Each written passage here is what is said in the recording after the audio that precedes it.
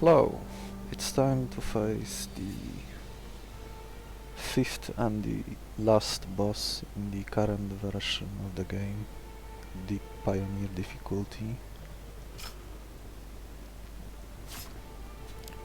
4 syringes at the start of the run, higher mutation chance across the monsters you find. So the main power of this boss comes from his amalgamate. His amalgamate is capable of dealing what was it, 11 damage if his neighbor Lightbringer manages to buff him up. So one of the two most common ways of dealing with this boss is to either one-shot the Lightbringer before he can buff his teammate Amalgamate, or to kill the Amalgamate with the multi-hit attacks. Although there are other ways too, but not as consistent. We'll see which one will be available. There's one starter in particular that I would like to see next. It would be the Lantern Dog. Evolved Lantern Dog becomes the Lantern Hound, and if you extract the Lantern talent from his basic form first and put it on the Lantern Hound, he will always have enough damage to one-shot the Lightbringer with one bolt attack. Even if I don't see the Lantern Dog in my first 3, but I see him in one of the early fights, I will probably go for such fight just to get the Lantern Dog. Any priority move would do, and if that monster can deal 7 damage total or more. It's just that the Lantern Dog, Lantern Hound method requires least amount of stuff to get the job done. You still need to kill the Amalgamate in a timely manner after.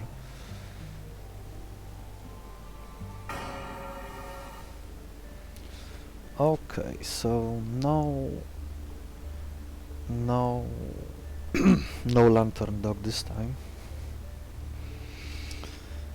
I could also put the Amalgamate to sleep and postpone the problem away. I could try the pinging method, which is not very common.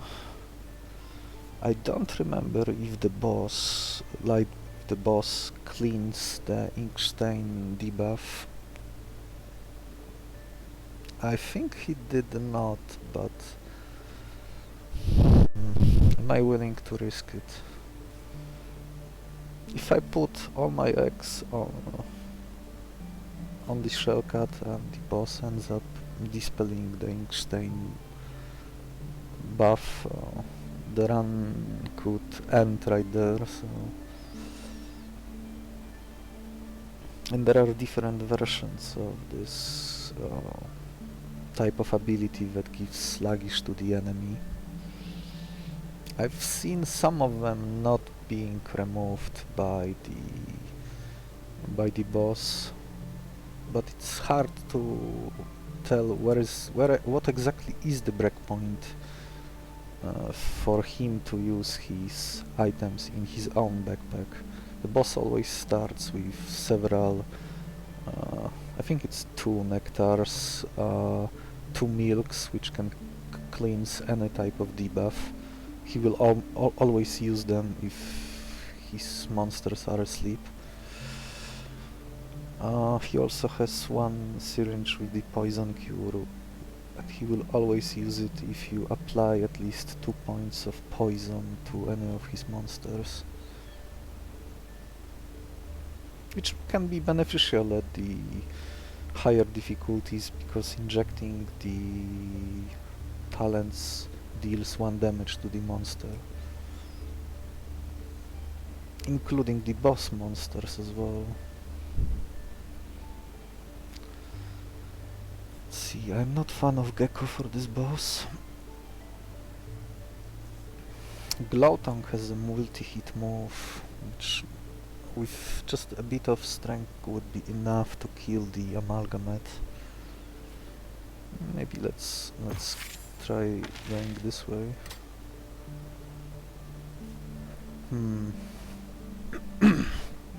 Ants and my bulky frog. Yeah, that could work. Stamina for some healing. Another ambusher. And a move that hit first. If I give it to any monster that has at least 7 speed or more, and buff that monster to deal at least 7 damage or more, that would also solve the fight. What do we have here? Quetzi that's faster than usual. Huh, that's not too bad. The food is kind of disappointing, but I could just use my fish to catch the Quetzi alone and be one fish ahead. I could maybe get something good out of this egg. Could be the lantern dog. Huh. I don't normally catch oviparis since it tends to be bad, but I might do exception for this one. And if so, what would I use my inversion for? To make oviparis faster. It still wouldn't be fast enough.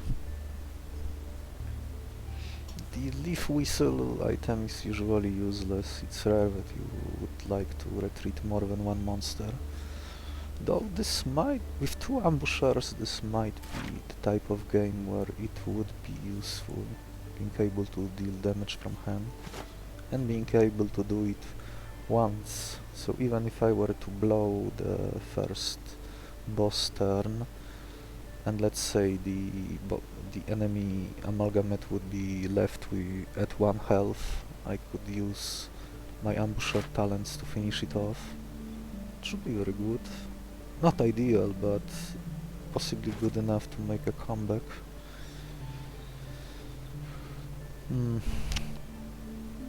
You need to have at least 2 monsters on the board in the boss fight to make his amalgamate use his tidal wave attack, which hits all monsters. Otherwise, if there is only 1 monster on your board, he will only use his crushing weight attack.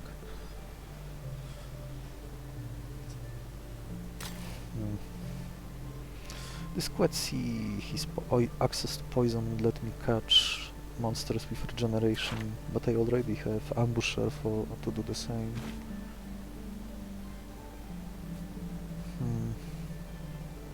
Interesting. The eggplant. Not much to invert. Yeah, not being able to invert anything does suck a bit. And I only get 1 food here. Although this nectar is universal, so I could use it on anything. I could spend berry here and still be able to catch berry monster next fight. Am I being baited by this being a priority move? I would still need to boost this attack by 6 points somehow. So a Fruit of Might would do it. It would secure the run. My instincts are telling me that I should go for this faster Quetzi.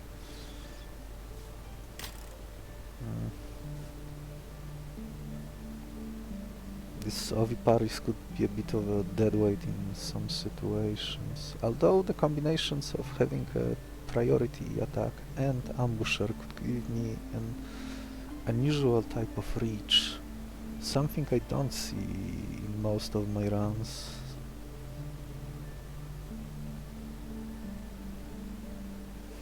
I could buff his stats, but he doesn't need much stats, so the inversion would be wasted unless I catch something. This Stamina Psychatina would be decent for tanking in the early game. It wouldn't get me much farther. I have some healing of my own at the moment. Huh. Am I going for the squad C?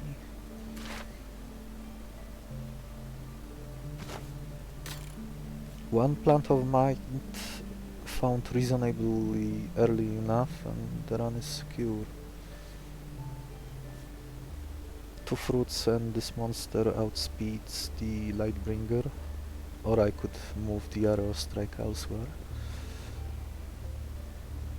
It could basically act as the implosion move, but without killing my monster. The only catch being that I need to buff the numbers on it somehow. Which is... in some runs it would be trivial to do, in others it could be very hard.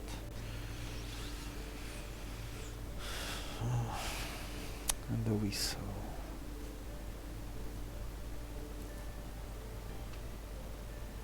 This inversion reward. Here I am getting two monsters, spend one food. Here I am getting one monster with a bad body, but with a surprisingly useful reach. Potential win condition later.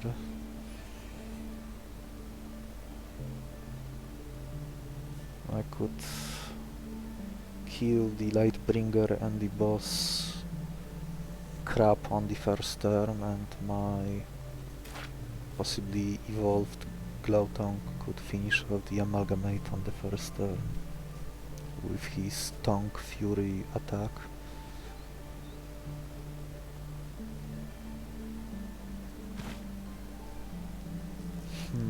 That seems very ambitious somehow.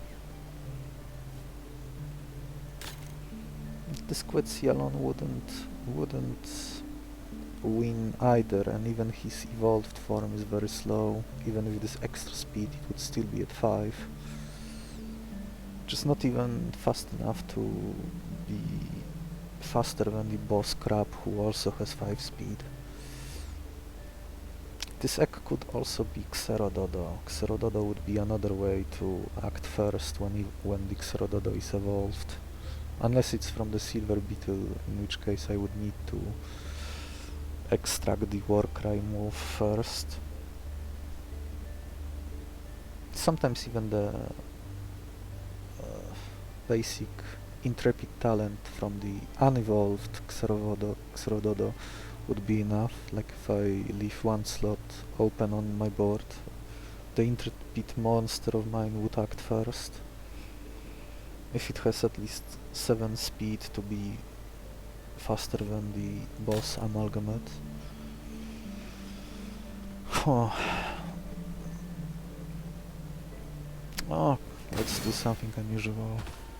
Hopefully I won't regret it. Oh right, that's one thing I didn't consider. The damage I am taking this turn. I have to sacrifice one ant.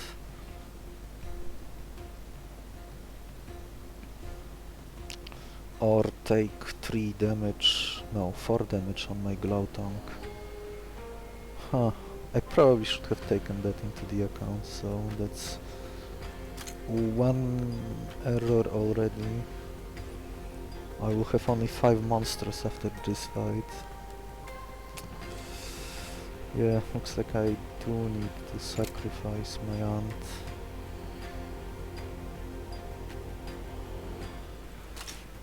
I should have considered who else was next to this Oviparis. Together these monsters will hit the monster heal for 4 damage. I can catch it next turn. I can recover on this Psychoatina. If I catch it now I wouldn't... maybe I should catch... I could catch it and rely on my Nectar, since it can catch any type of monster. I will be somewhat behind, but I think I am supposed to do that. which means now I need to deal 2 damage here.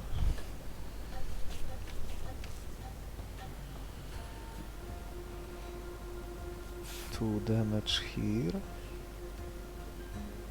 I get hit by 1 here. I get hit by 4 here.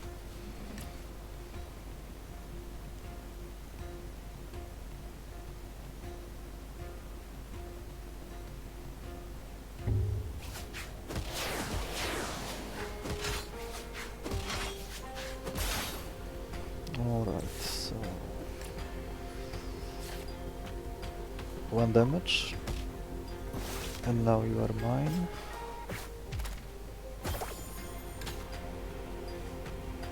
This Silver Beetle dies before it can do anything again. I'm sacrificing 1 ant total to get 2 monsters. I think I need another bulky body after all. And with this victimized nectar, there is a chance I won't be punished for being low on food. I'll put it to sleep, recover a bit, leave it at 1 health, and then catch it.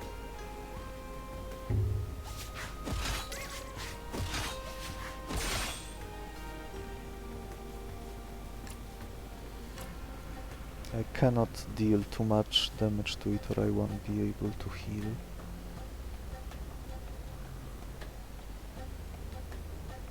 Yeah, this works.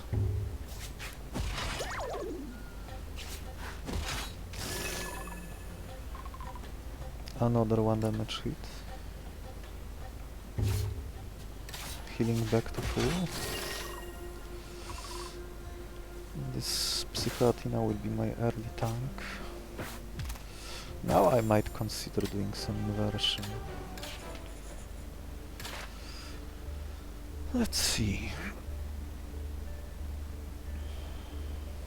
Or maybe I'm not.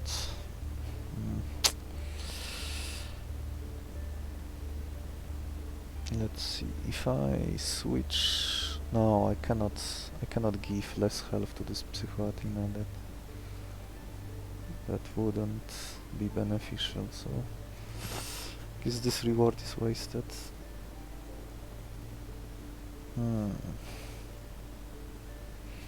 Determination, that's 2 points of strength.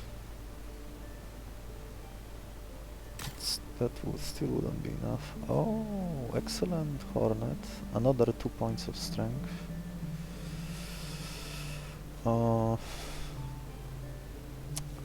Bad food. This glowing substance would make killing the amalgamate much easier. I'm getting some type of food here, possibly fish. Well, there's always a fish here, so it's probably what I'm gonna get. Oh, my Psychoathena can tank. I cannot tank this guy. I'm catching Hornet.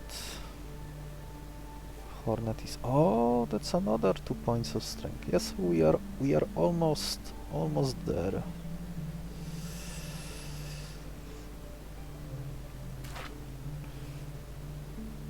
I need 6 bonus total for this strategy, unusual strategy to work.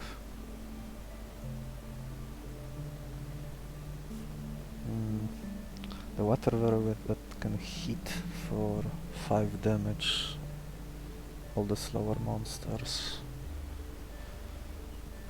Low level syringe box.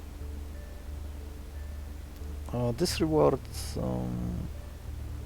scales with levels, though I'm not sure where the exact breakpoints are, other than during the early game you will usually see low level moves and talents from it, and in late game it's the opposite.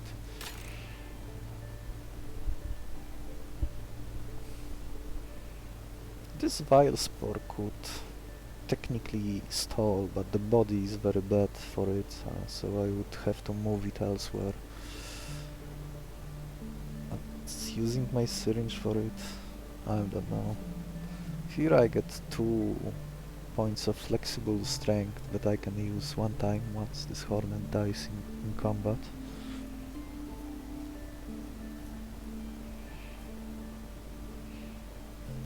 3 points. I can kill... If I draw this Oviparis, I can kill this Swordbird first.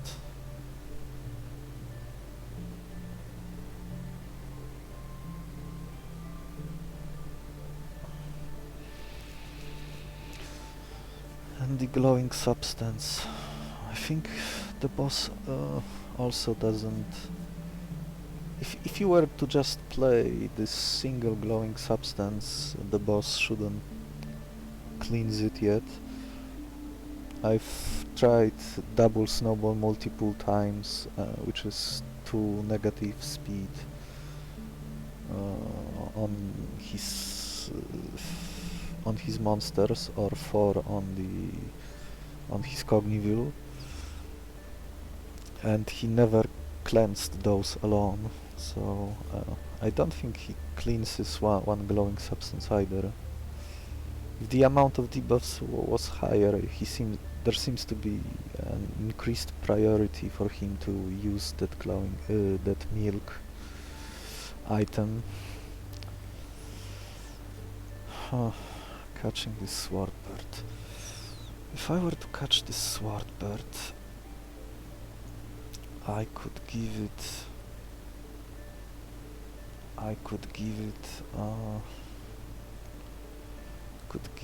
the Aerostrike move. He will act before the Lightbringer and hit for everyone for 3 damage. With the honey that would be 5. So 1 more honey or another +2 from anywhere and I would be already set, but I don't have a fish, so I would need to use my nectar to catch it. I would get another fish here. Let's see, I would be back with meat, fish. I would be short on berries unless I take berry here, but then I'm not getting fish back. Oh, tough choices. The price for catching Psychotina earlier. Sometimes that can happen. Poisoner. That could be my temporary strength. If I could apply off lots of poison somehow, which is usually very difficult to do it when you are attacking the Lightbringer from the first slot. It would have been much easier to do from the middle slot, so you could play a monster first that gives every enemy 3 poison, and the middle monster of yours would get 9 points of temporary strength, which would probably be enough with any multi-hit move to break through the Amalgamate and his Rocky Shell talent, which usually stops all the damage when he arrives at 1 health for the first time. It's one of the main reasons why his Amalgamate can be surprisingly hard to deal with for some comps. Like, you could have a Skywhale and hit the Amalgamate for 20 damage and it would still survive and be left at 1 and hit you back for 11 damage.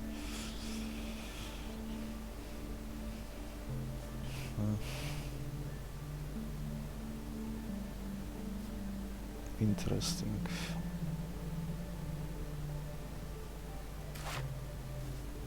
Putting Aerostrike. I could maybe find a way to copy this Hornet, and that would be 2 honeys I'm missing. So that would be 4, 6, base 1 here, so that's 7 across the board. Lightbringer dice. Crab dice. Amalgamate is left at 4 HP. And my Glowtongue evolved Glowtongue kills it. This is such a huge commitment. It strains my foot.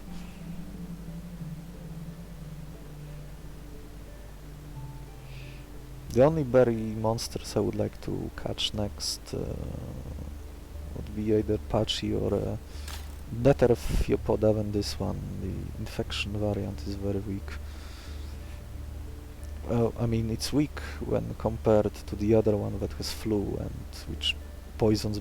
The flu poisons by 1, but also applies permanent 1 weakness, which is excellent for this type of monster. While the infection move doesn't accomplish much, but it's still a body that can tank for a bit in the early game. Sometimes even transitions to the late game. But tanking is not usually something you want to do against this boss. Oh, this determination could also accomplish a similar thing. Then I would need to move both of them. Oh, that's something to consider. This is basically free for the cost of food. Yeah, maybe let's go with the free. Oh, I'm getting a free turn here. That's very good. So now I just need to... which one do I play?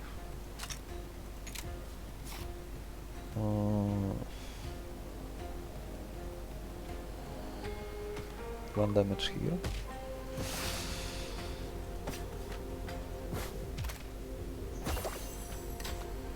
One free talent that matches my game plan.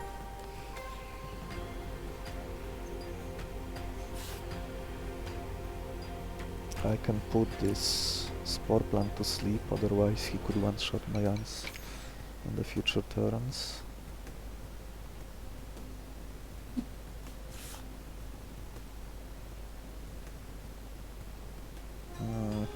I'm losing 1 speed, that shouldn't matter. Both of these monsters are slow. And Hornet is caught with just one. I don't even need to damage it because it starts at 1 health.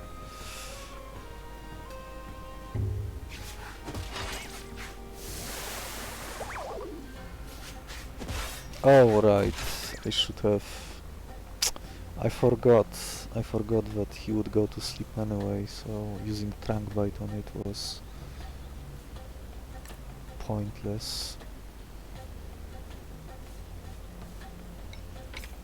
Oh, it's not a big deal, but that would be the second error. Oh, so far. 1 damage is not enough to kill this ant. Even at 0 damage dealt, the Torpedy is still applied, 6 points, and this monster goes to sleep.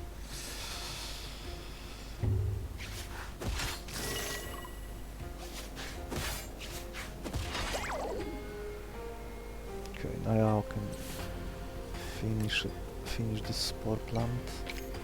I want to remove the penalty applied to this ant, so it will have easier time. No? Or do I? I could heal back now. Yeah, better to heal back now. But I still need to play Psycho-Athena at some point. Just to... Or I could just heal it next turn. Yeah, that's probably better.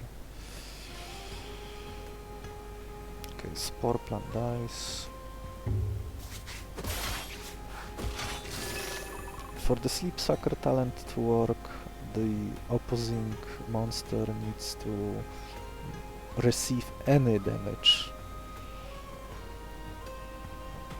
Otherwise, it doesn't trigger.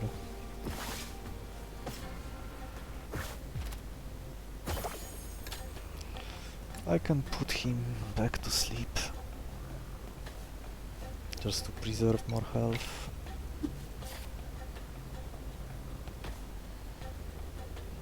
It shouldn't matter since I might be playing Psycho-Athena first next fight anyway, but on the off chance that this extra health might matter, it's better to heal when I can.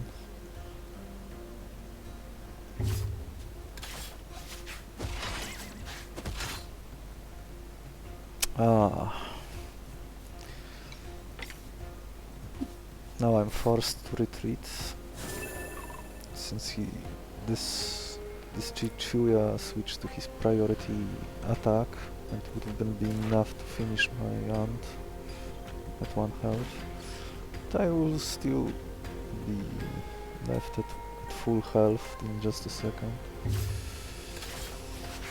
No need to attack with the other monster, because I want my ants to do the attacks to get the missing health back. Yeah.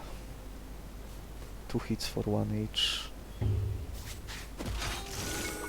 And the yachts are back to full.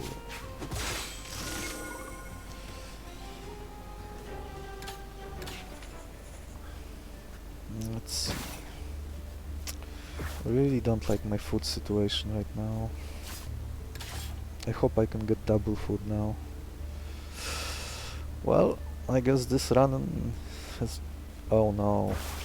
Oh no, I got punished. I got punished. Yeah. The price of not being able to catch it. I don't have berry. This would have win me the run on the spot. Obtain it this early.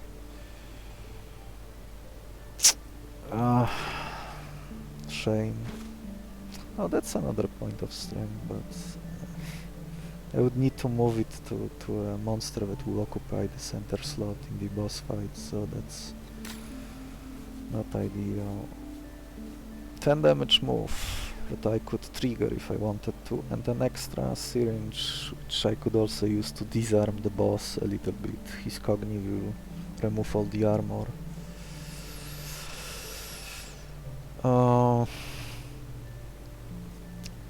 I can kill this thing with 1. I can kill this monster with a 2 damage hit and an ambusher. I could one-shot it with my hornet.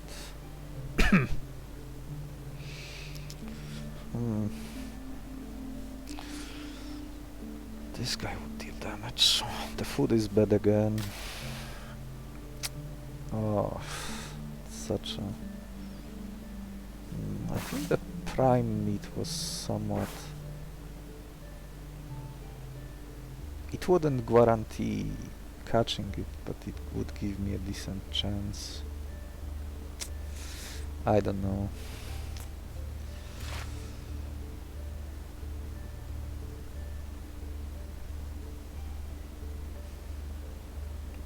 Not that much health across this party at the moment.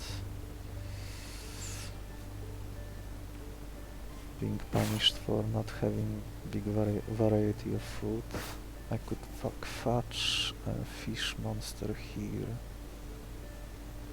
The metabolizer and this special mutated fish, that would be 2 mutations up front, but the chance of them being useful is not very high.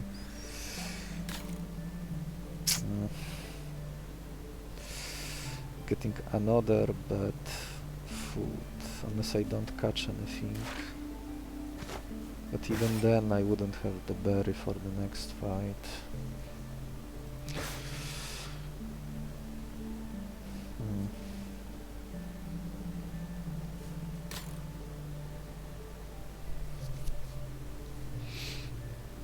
I don't like risking getting this plant. I should probably still take this fight just to recover my food and be better prepared for what comes next. And this plant of youth could let my guts, my Glowtongue get hit by 4 damage and still be full by the end of this fight. Same with other monsters in case they never get to heal otherwise.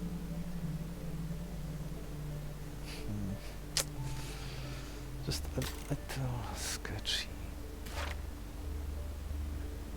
Ah yes, I used my berry on on this oviparis. Yeah. That's just how it is sometimes.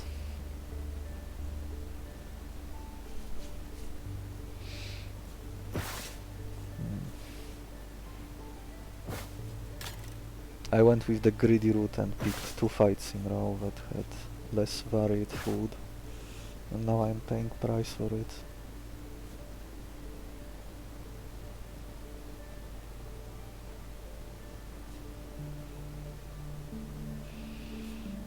Hmm. 3 monsters that can hit for 3 damage. I have tools to tank them. I can one-shot 1 or 2 of them, depending on what I draw. Like the sword bird can hit on the first turn for 5 damage.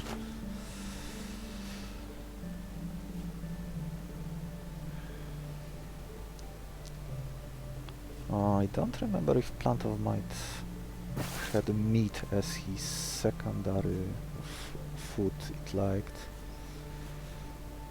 If so, Prime Feed might just barely be good enough to catch it, especially if I were to throw mutated fish first, but this seems so sketchy that I would probably just skip catching it. Glowmark. Glowmark could be useful for my Glowtongue. When evolved and he hits once for 3, one time hits 3 times with his Tongue Fury move.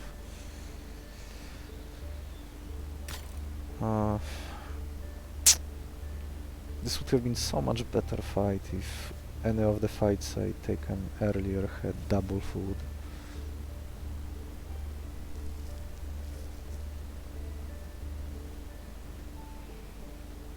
Though then again, there was probably nothing worth catching here, so it was just this syringe. An extra syringe or something to weaken the boss.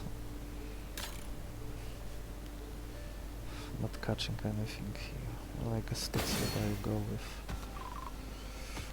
Oh yeah. And the draw is not good. In fact, this draw is... Wow, this draw is just... This was the exact draw I didn't want to draw. None of my tools that can deal with those up front, so I guess I'm just sacrificing one of my ants, because this is the sign that my deck is becoming too big. Here I'm getting a speed tie, which means I can put this woolly Tamaro to sleep next turn. I could weaken one of these monsters with these ambusher talents.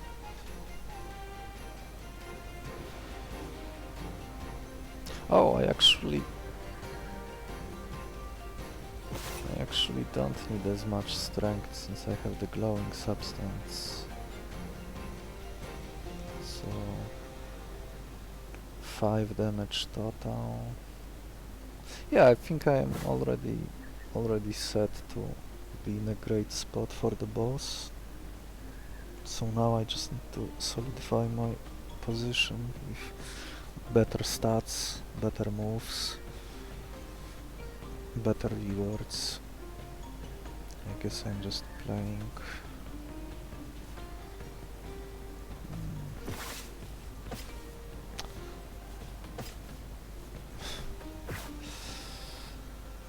Do I play this Glowtongue now?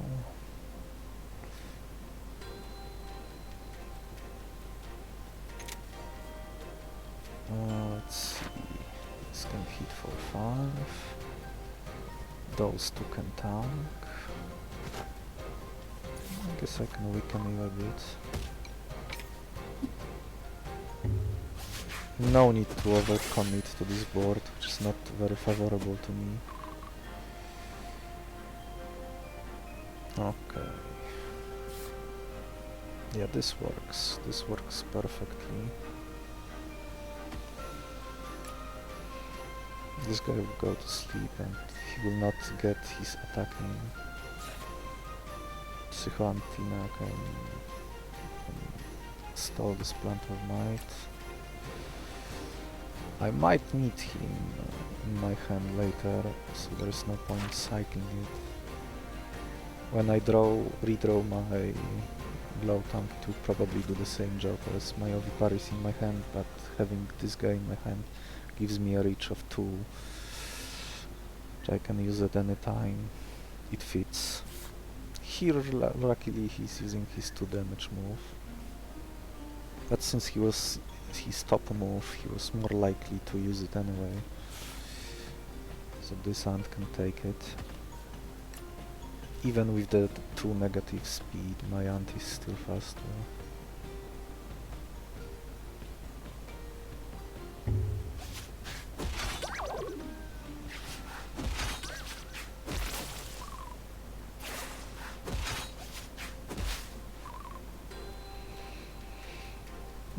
Let's see. You can recover. Do I kill this Plant of Might or not? That's the question.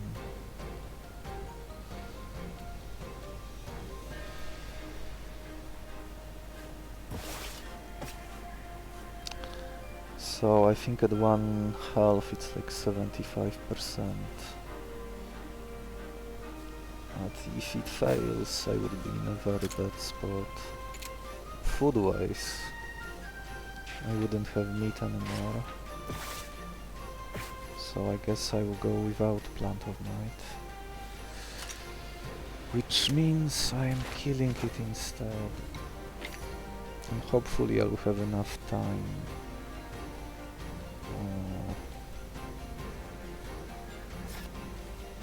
Maybe I do something like this.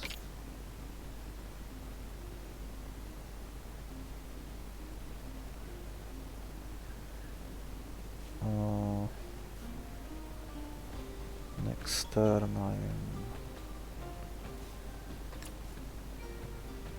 Next turn he's back to 4 speed. So no speed tie with my ants. This one goes to sleep. I want this ant to recover his health. Well, so much for the plan. I want... Now that Psychetina remained on the board, I can heal it back to full by playing my monsters. I guess it doesn't make difference, the plan dies either way. You go to sleep. You are left at 1.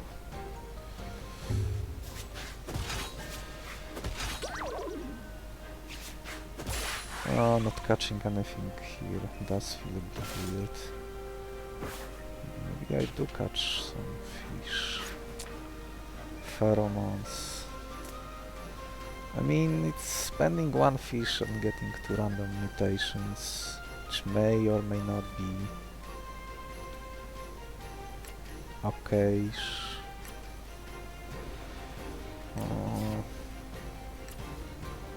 Let's see. Stall with the Chrysalis for a bit.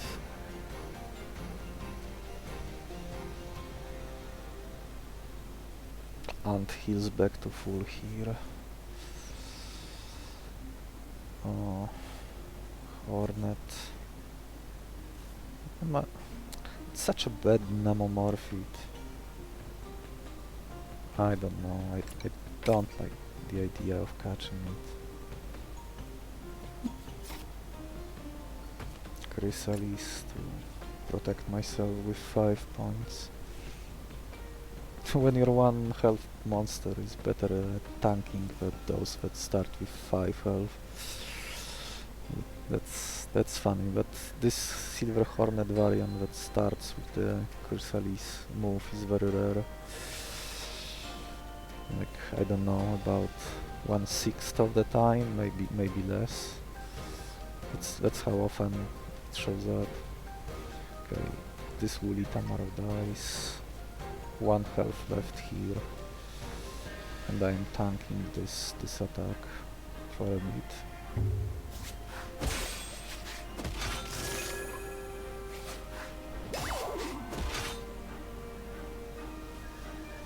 can finish off this polar monitor with my...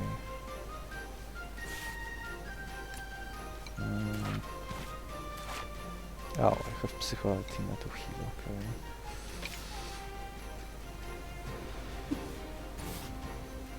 It's pretty much the same since the Swordbird was faster than Polar Monitor. But I don't know, there's something satisfying about dealing this type of damage before the combat starts. I will still have one Trunk Bite left next turn to put it to sleep and get my Psychoantina back. Hopefully, if not, the other ant could stall for a bit. Well, the Silver Hornet is about to get another 5 points of armor, so it's not gonna matter anyway. Unless I forget about it, which is possible.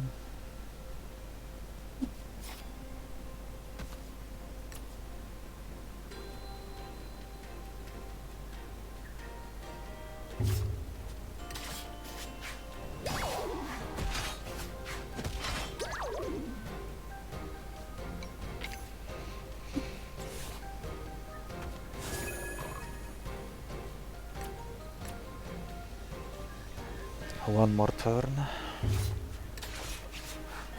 Wait.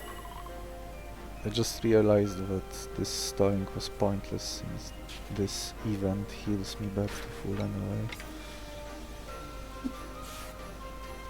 Am I a believer in this monster? Use my fish now. The pheromones could be used for a short bit. Could get even higher reach here. Could let this monster die. Maybe it will get something useful. 2 mutations from this fish. One combined with this metabolizer, which also gives another random mutations. Should I do this? I will still have one type of food left.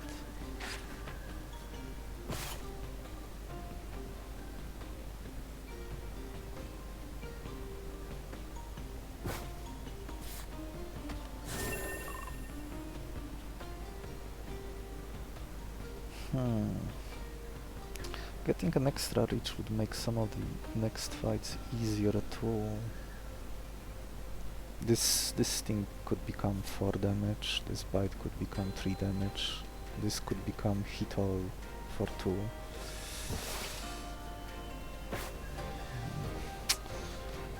It being in the middle would likely only be relevant in like one fight only, so wasting food on it, maybe let's not do that.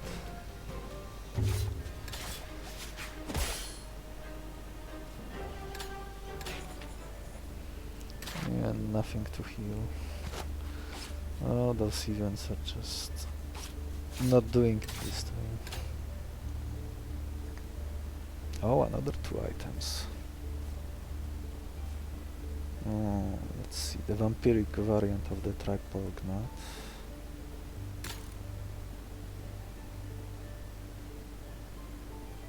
Opportunities.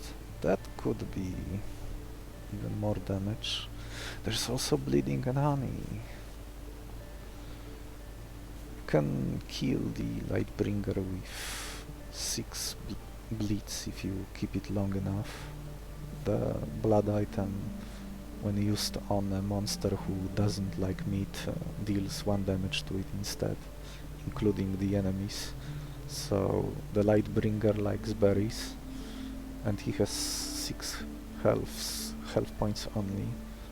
The bleed and the rock item go through the sturdy on the enemy, dealing direct damage. So 6 bleeds always kills the amalgamate. So that could be another way to go for.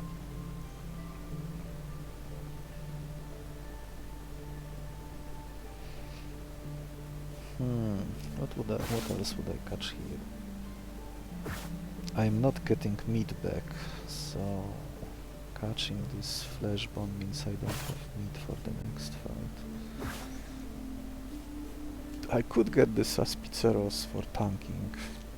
It has a good talent that makes it more resilient to damage for the first turn. It has nice health. It's a bit slow, but it can heal itself 4 times. So I could see myself catching it. This is not the sadistic version of the Nostroptera, but if I were to catch it and use it on the courtship event, I would have about 50% chance to get the sadistic variant.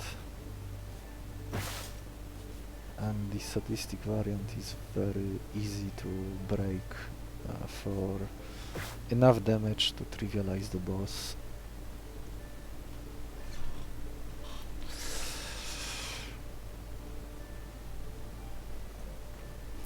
So instead of catching this flesh bone, I could catch this Nostroptera.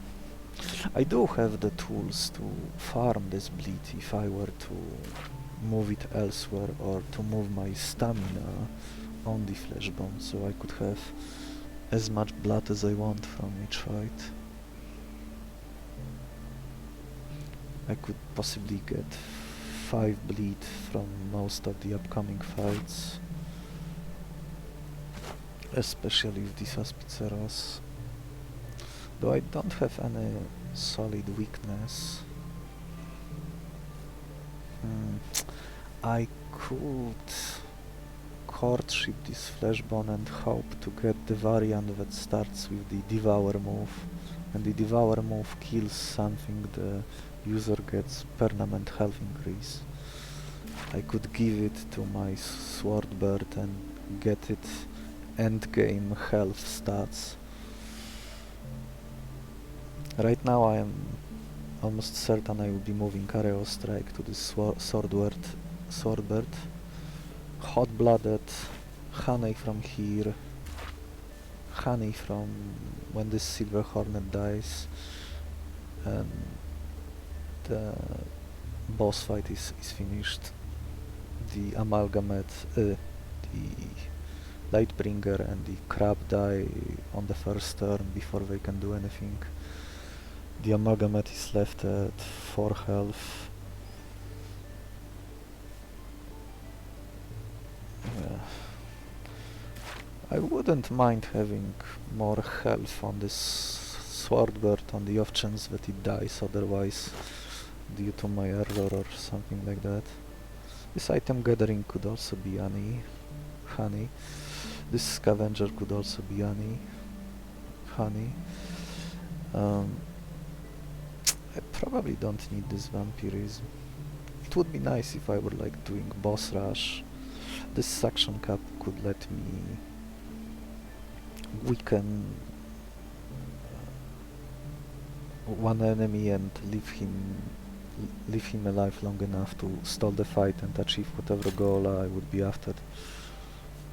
But sadly this monster is placed in the fight I am much less interested in. I would prefer if this monster was present here. So let's see, I am definitely catching the Subzeros. My berry will replace itself with a bigger berry. And am I spending my limited meat, which I probably won't need meat anymore after this fight. So that would mean that I can catch either the Fleshbone or the Nostroptera. Even if I don't find the sadistic variant, I could still extract the opportunities or extract the Tongue Fury and give it to Nostroptera, who could deal a lot of damage.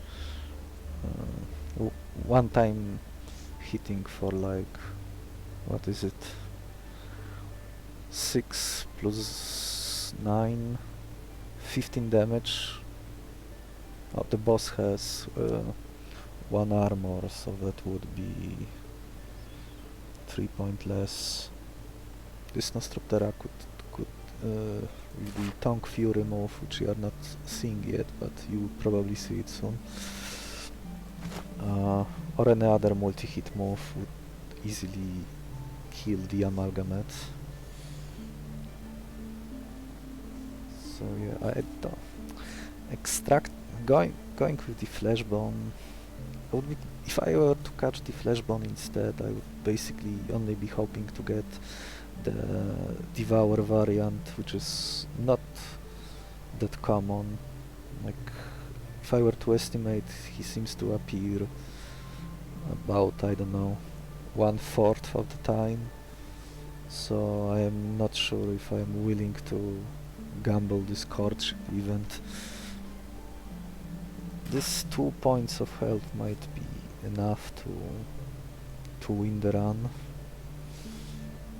Like right now I would be not taking any damage from the boss, since I will be acting first.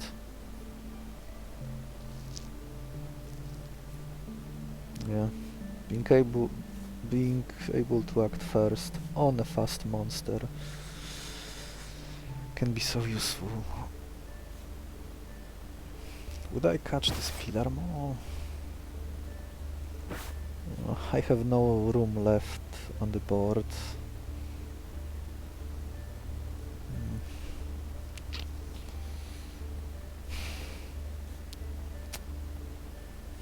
Is it Fleshbone or is it Nostroptera?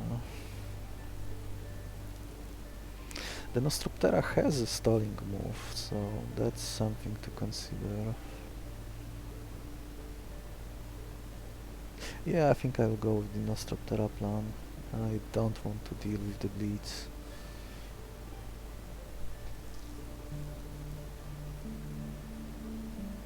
Is that right?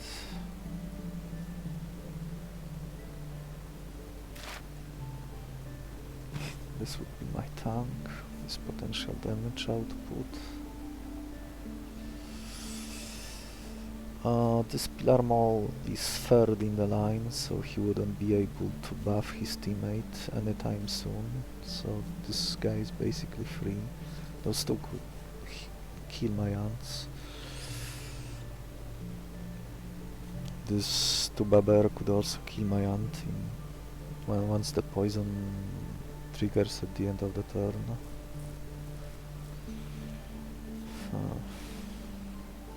Is there anything else I would courtship? Another Silver Hornet, decent chance for the Pollinator talent.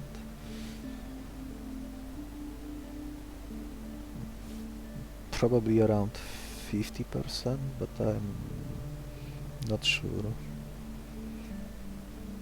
It's certainly more common than the Chrysalis.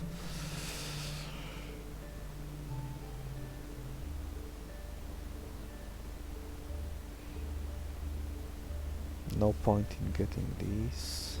No point in getting this guy. No point. Huh, I could find the fast Predator, but no way to use it. There's no item. This momentum is my only source of increasing the speed, so that wouldn't be enough. The Plant of Might, which I didn't caught, would have been good enough. I might not even evolve this Glowtongue. If I see Aberration, it's possible that I will go for that fight instead, in which case I would be lacking a multi-hitting move. A multi-hitting move makes killing the Amalgamates that much easier.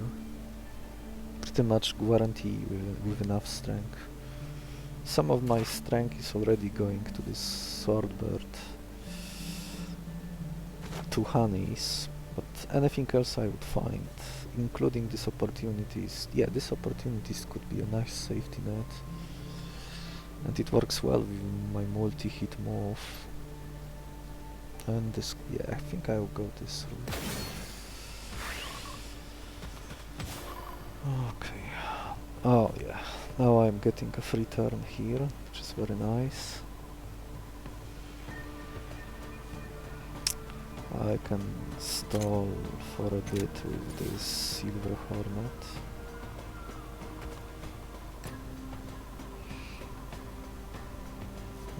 Let's see.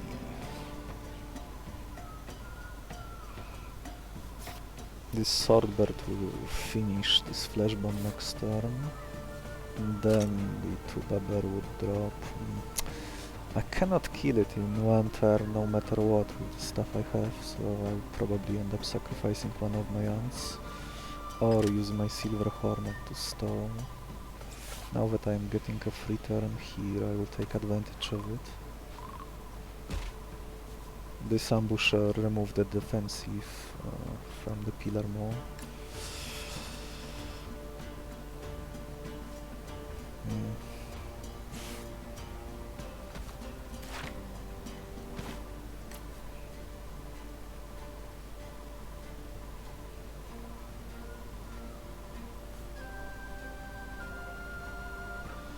I will be able to finish him, this pillar mole and this flash bomb next turn.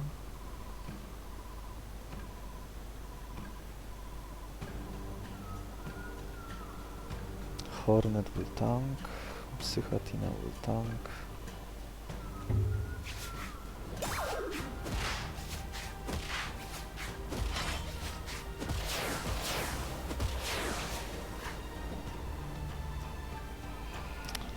Oh, excellent. This Aspiceros is not doing anything.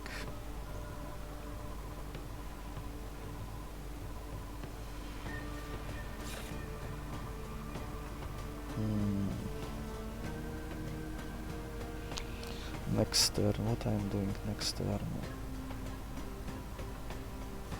I could do something like this. Here.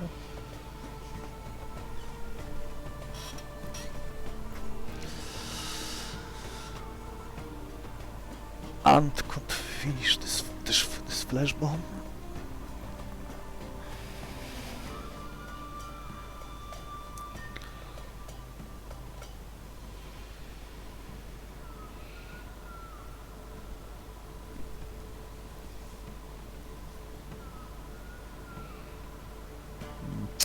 I do want Ant here.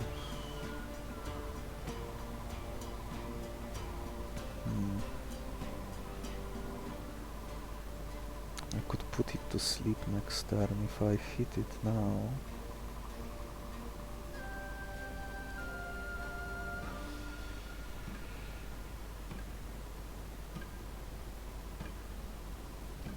If not,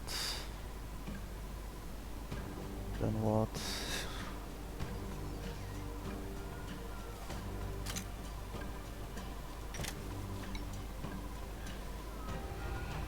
This 5 damage wants to hit home somewhere. Probably not yet.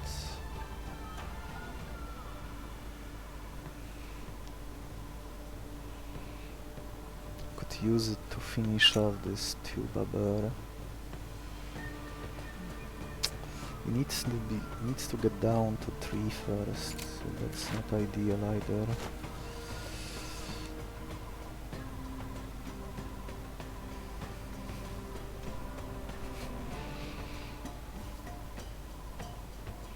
One ant can finish this easily. And I think I do want him to stay around. Yeah, this works. I don't want this Nostroptera to drop yet, so I will delay it for a bit. I want to deal with this 2-Babber first. 3 damage here, 1 damage here.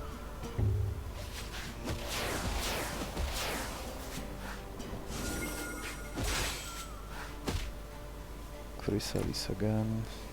Oh, I'm getting a free turn. Excellent.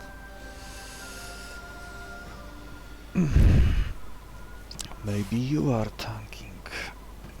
Yeah, this stalls, but it doesn't deal with it, so it's not. That's not ideal. Oh, that's 1 free damage. finish off, one good damage goes here.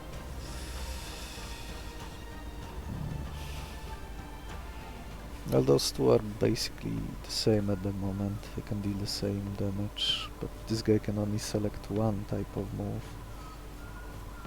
So I guess I need to get rid of him first. If this undies anyway, Nostroptera arrives last. Oh. He could use Body Slam twice in a row, which would be too much for the Hornet.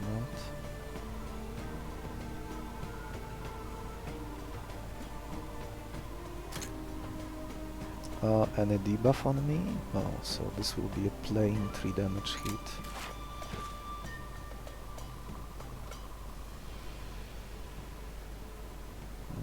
How to do this best? Let's see, that way I can kill 2 Babar next turn. One of this guy dies. I retreat Oviparys, but then Silver Hornet remains. So I guess Oviparys will stay at 1 health.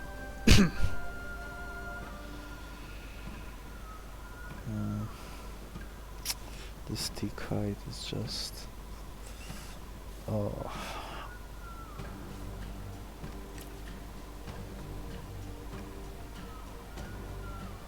If I don't kill it next turn...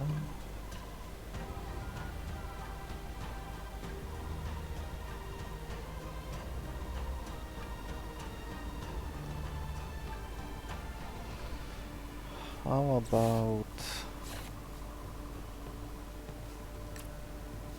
Trunk Bite here? The next turn... no, that wouldn't work.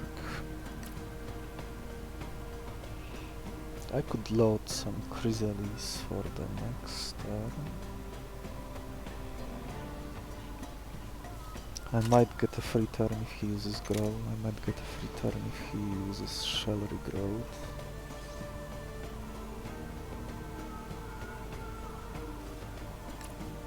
Finish off 2 Babar next turn.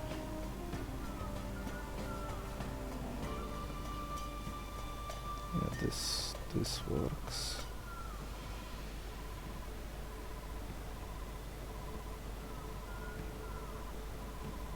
Three damage here.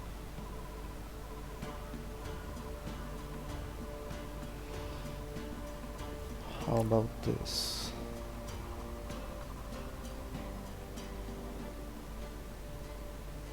Three, 2 Babar dice, Pillar Maw dice, 1 damage on Oviparys, yeah, that's probably best.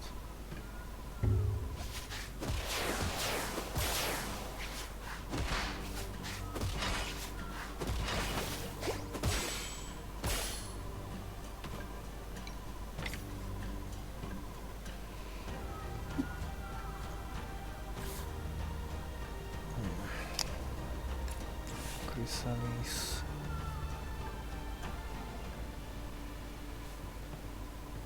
I want to catch this Nostroptera now.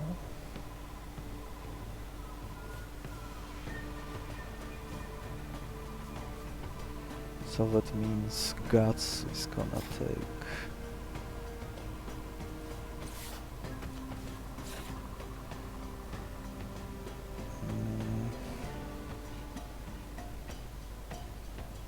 two.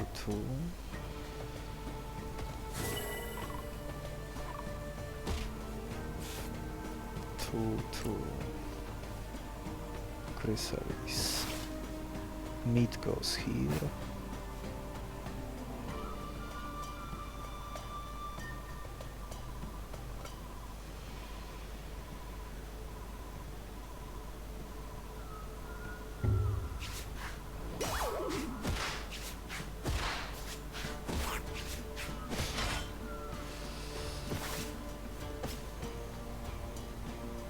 Come to me.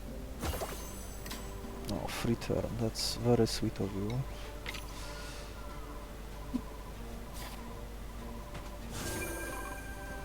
the recovery phase.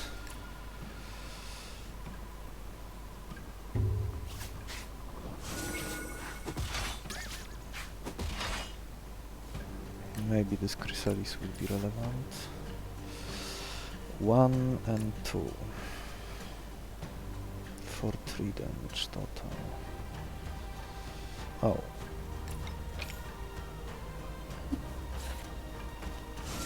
Back to full. Not attacking, because I want to catch this. 1 and 2.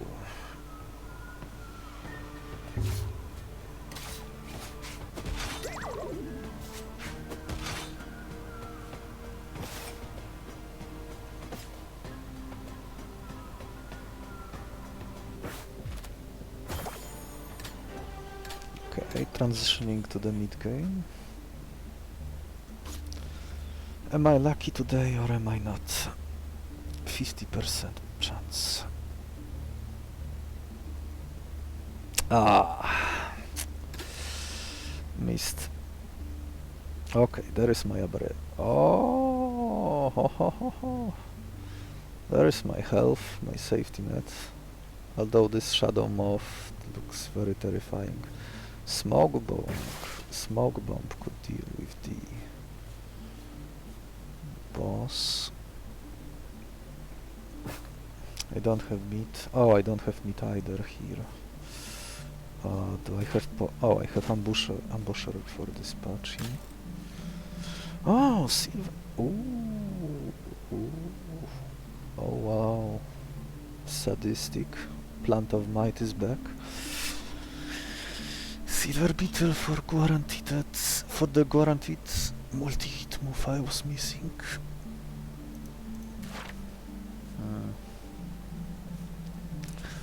The deck is too big.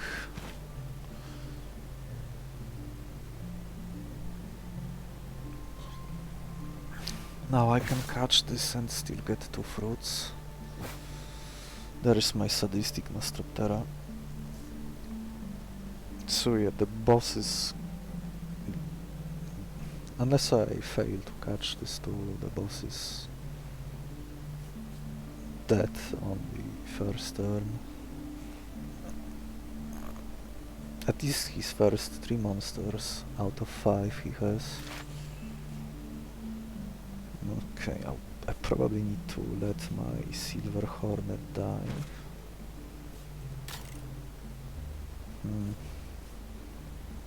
This Devour. Oh, this Shadow Moth is so dangerous. It's the fastest monster. I cannot slow it down at the moment. I cannot put it to sleep. There's no guarantee I would find a multi-hit move from this aberration. Whereas here I am getting the Nostroptera with Sadistic, which I can trigger with the stuff I have. The Glowing Substance. And the Glowing Substance would trigger twice, because the boss Cogniville with his peer learning will be active on the board. So that's 2 points of strength. Here is even more strength. Ah, this Deep Weeper is basically free. This Polro could give me troubles if I don't kill it fast enough. Subzero slows down all my monsters until I take him out. He could pick the beacon move and buff his teammate. The Deep Weeper could select his traumatizing side and... oh. And buff this Nostroptera by 10 points. I just realized that I could give my Pollinator to this Deep Weeper, assuming I manage to catch it, and let it revive multiple times and farm honey in the process. That would be amusing and not something I've done yet, but I heard it's possible. Since this monster self-revives anytime he dies in combat. And Pollinator triggers when the monster dies, so that's a nice little combo. Though anytime Deep Weeper dies, it takes longer for him to recover. But you could technically do it for an infinite amount of time until there is a power outage or the game can no longer handle it and crashes and you start from scratch or something like that. So that's something to keep in mind. Okay, so I guess I can redeem myself and get this Plant of Might.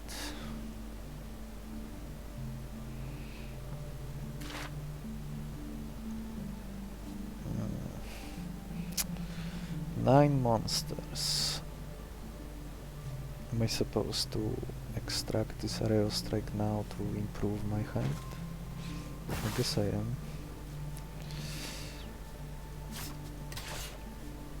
Hit first, hits all lanes.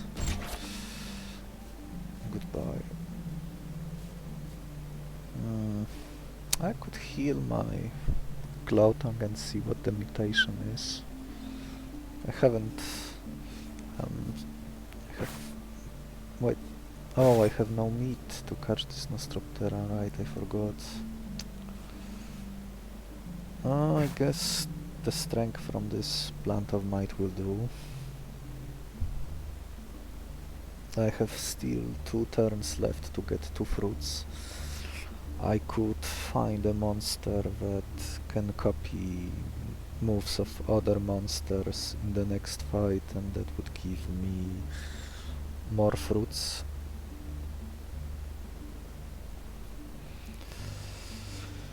Silver Beetle. Silver Beetle means that I might be 1 syringe short later, unless I keep the Silver Beetle as it is, which I might do.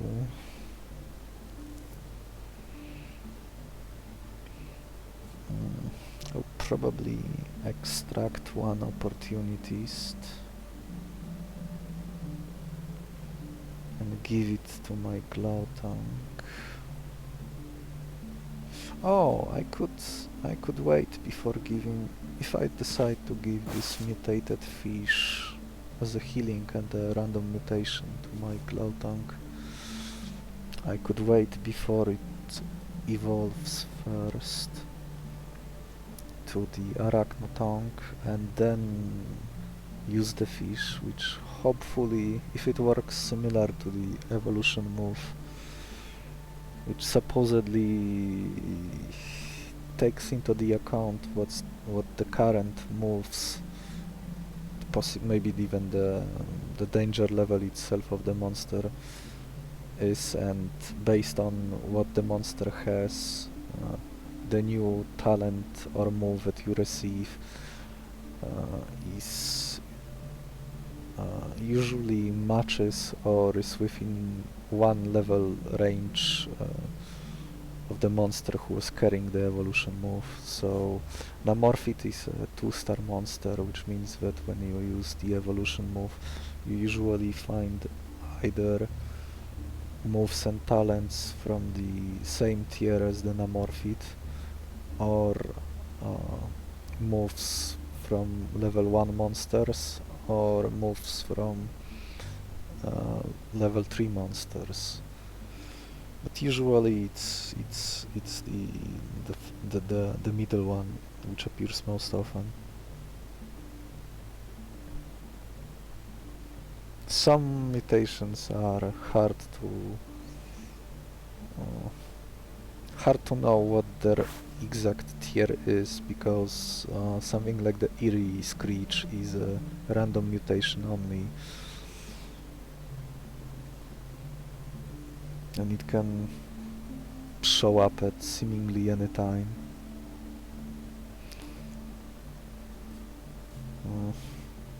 So it's just Plant of Might and the Silver Beetle. I could test the pollinator thing.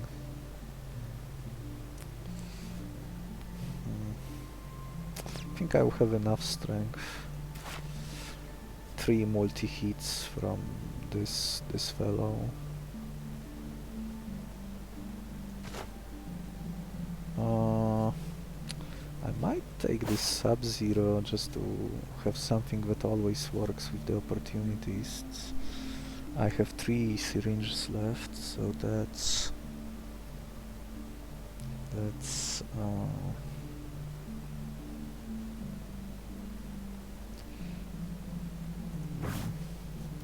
so I would be down to 2.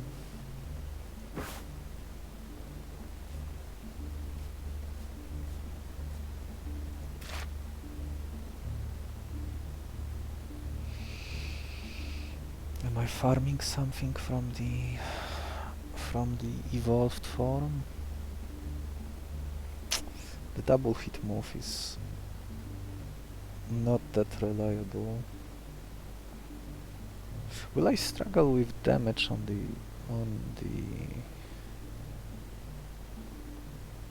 the second turn? He's going to put his Cogniville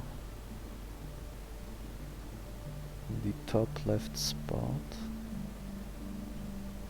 It will be at 7 health and with 3 armor, so I would need 10 damage to one-shot it.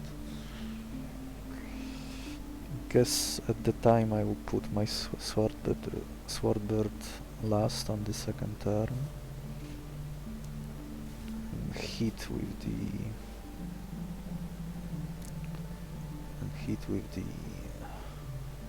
Aerostrike from there. One of the downsides of having a monster that cannot take a hit.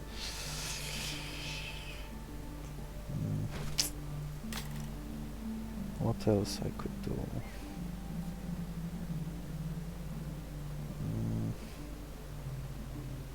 Aberration. This Subzero would enable all my opportunities. I will give 1 opportunities to my Glowtongue. 2 syringes left. Who do I want? Oh, I don't need to have anyone in the last slot. So it could be him, and he could use his beacon move from the last slot. So I would have 2 permanent strength carrying over to the second turn.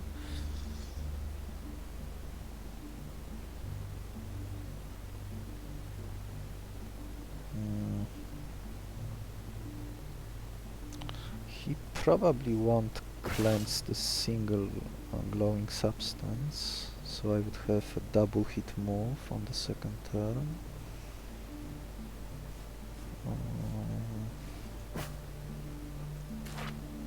Okay, let's catch first. I think I am catching this Polaro. I might use my mutated fish on it as well. So this to go, and I am back with berry and fish. Guess I am never catching anything meat related again. Okay, oh, that's good that he's not doing... Is this the mutual KO situation, or do I just play my Psychotina? Yeah. Ooh, this will trigger the sadistic 2 times. Oh, that's potentially very bad. Oh, but I wouldn't be able to kill it in 1 turn. Not from this slot. The monster that will be present here will have 2 speed less than what you see, so this Swordbird will be still slower than this Nostroptera. I would need to give it this Aerostrike right now, if I am to kill it. Oh, maybe that's something I could... I could use it from here. I'm hitting for 3 damage. 3 damage to all, so this one dies. This one dies. This one is left at half, so maybe I could throw an ant in front of it. So I might keep an ant alive to have something for my Silver Beetle to evolve as a secondary meatwall for the next fight or two. Though I already have some bodies to do the same. Though those two bodies are a bit more fragile.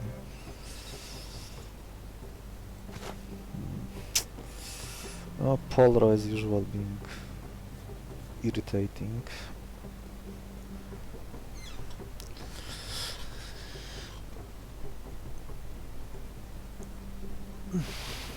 Let's see.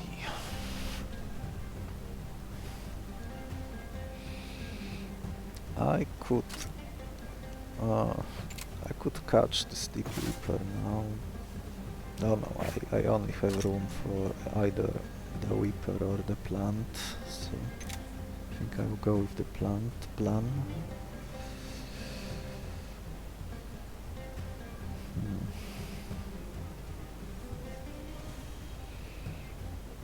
Many fragile bodies drawn. Am I only playing one monster this turn? This might be the moment I'm sacrificing my Hornet to deal 3 damage somewhere. And it can only connect here. So I would need to deal 2 damage to it.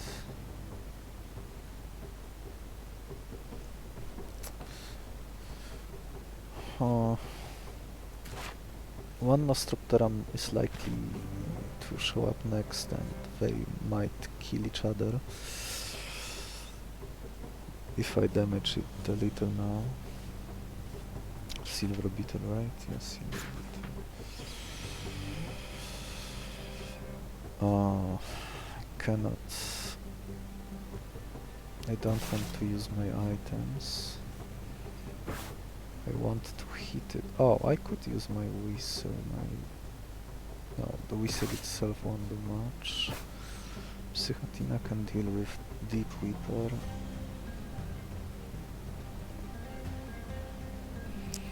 This guy will get 4 strength, so he will go to 7. So, and it will be faster no matter what I play there. At least until I deal with this Polro.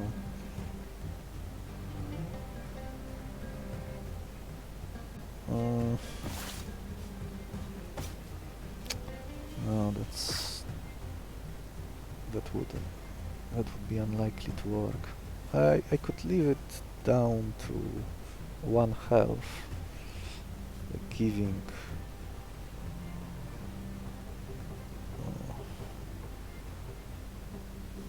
maybe it's the Psychotina that dies this turn. Let's see. Could put Psychotina here, Swordbird here. Could do Aerostrike to all for 3. Psychotina survives the hit and hits Polro for 2. Polro is left at 1. Psychotina is left at 2. Nostroptera kills it.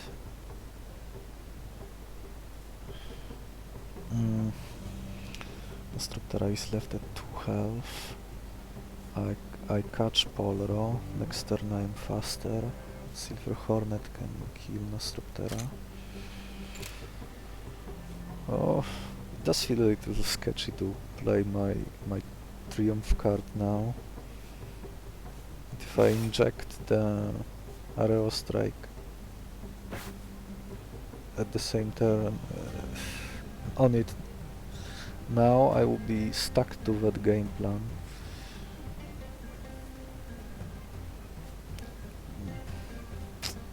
Unless I see like something like Implosion in the next 2 fights, in which case I might do something different. Pretty much my only concern at the moment is that I might do something that would end up killing this sword bird if I'm not careful.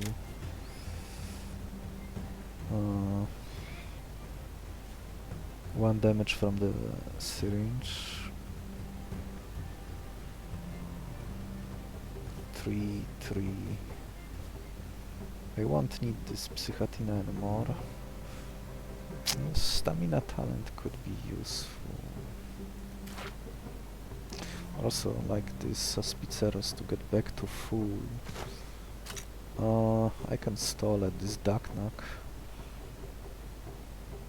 At least for a bit. 2 Trunk Bites, Chrysalis, Growls, that would give me enough time. Let's go with that. I think that's the best option I have at the moment. The Sadistic is one of those talents that terrifies me.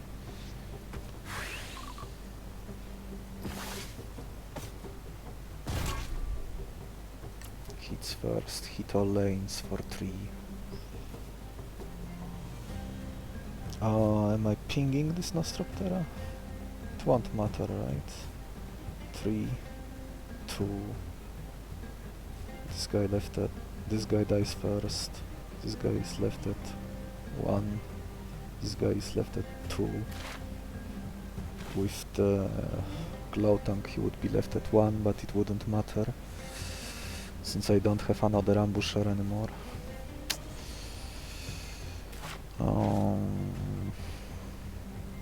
Yeah, this... No errors. 3 here, I go first.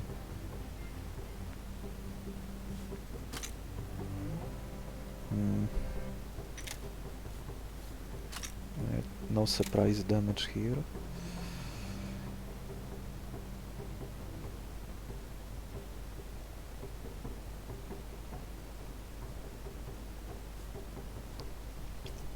I survive the hit. I get then overkilled by 7 damage. So Swordbird stays alive.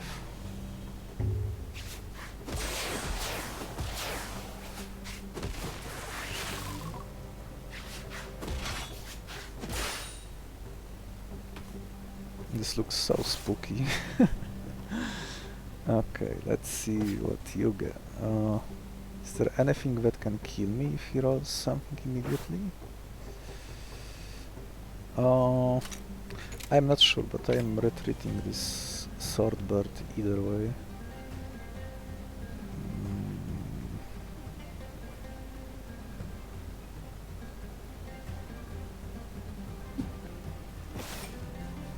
Let's see what's in the casino. Ooh, Unwavering. Immune to weakness. Okay, Silver Hornet. Silver Hornet takes care of this threat. Oh, that's right.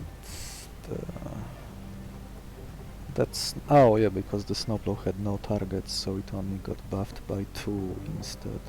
On this side it had no target, so he only got buffed by 2 instead by 4.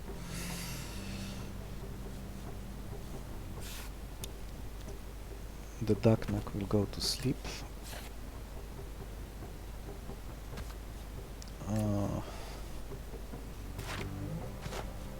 I can growl for a bit. So here I take 1 damage. Nostroptera dies.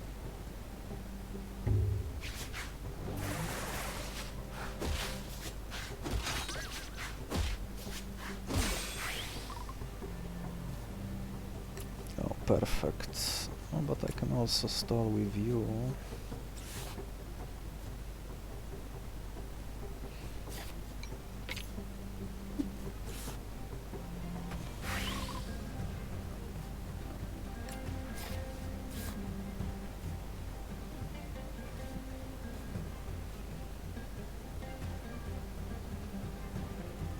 You go to sleep.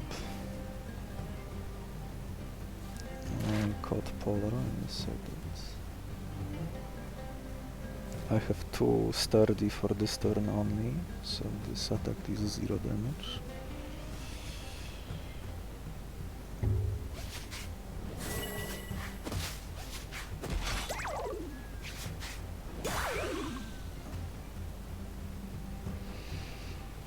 Okay. Hop, hop.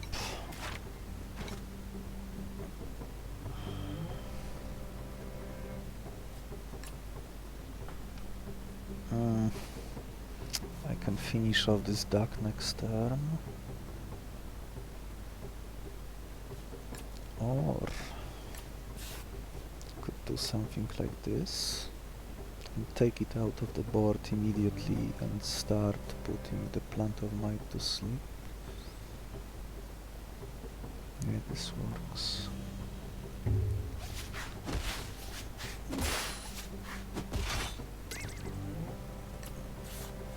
Now you can get your health back. 1 damage. Then 2.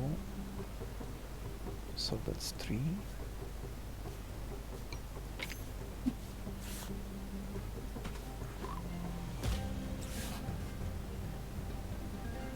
You go to sleep.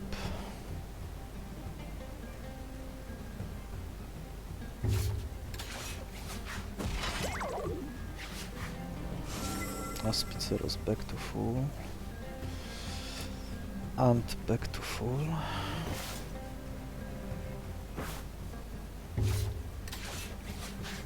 I will need to let my Hornet die next turn. Or maybe I...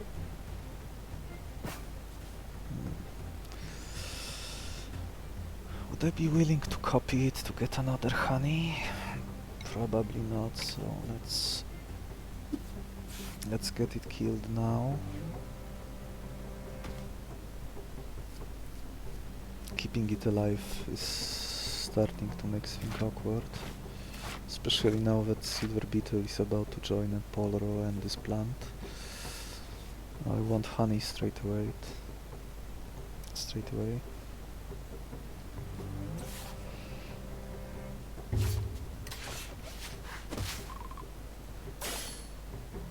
Yes, another honey. Come to me.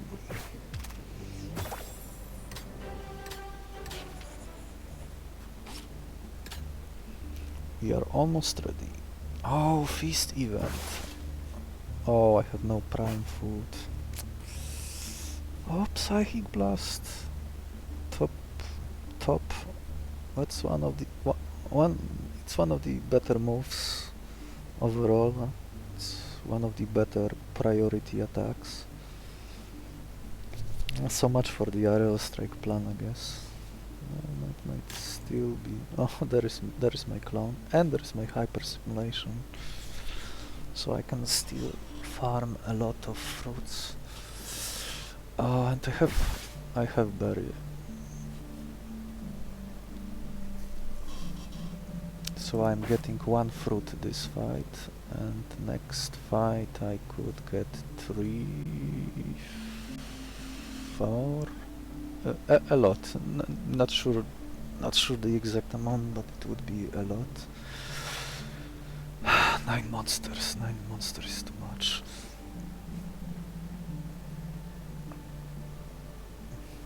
The chance of throwing poorly is high enough. Oh, I could copy moves from the boss. Is there anything I would want from him? Absorb for fun. Tidal Wave is a multi-hit.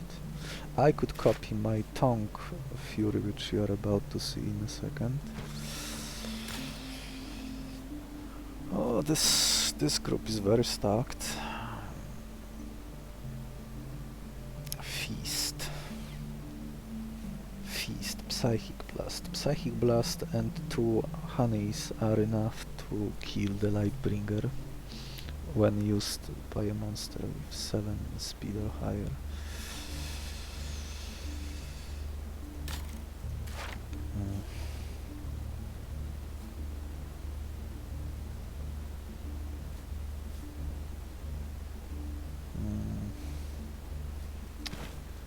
3 syringes left.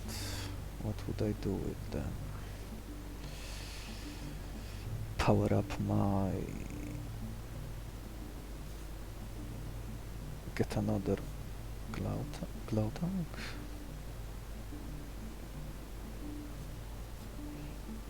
How much damage do I have on the second turn? 2 fruits going to Glowtongue. 7 damage, 2 damage from Beacon. That's 9. That's still 1 damage short. To kill Boss Cogniville on the second turn. 1 more fruit, 3 fruits, and that would be enough. Oh no, never mind. When Subzero is on the board,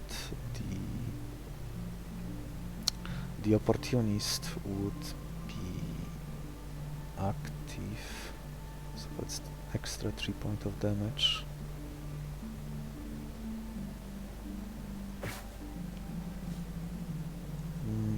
Can this monster will be fast?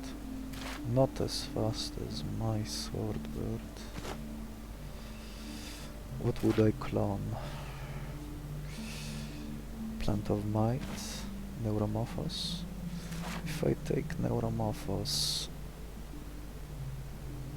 I won't have room for it on the first turn during the boss fight. My first turn is most likely be Swordbird in the first leftmost slot. Evolved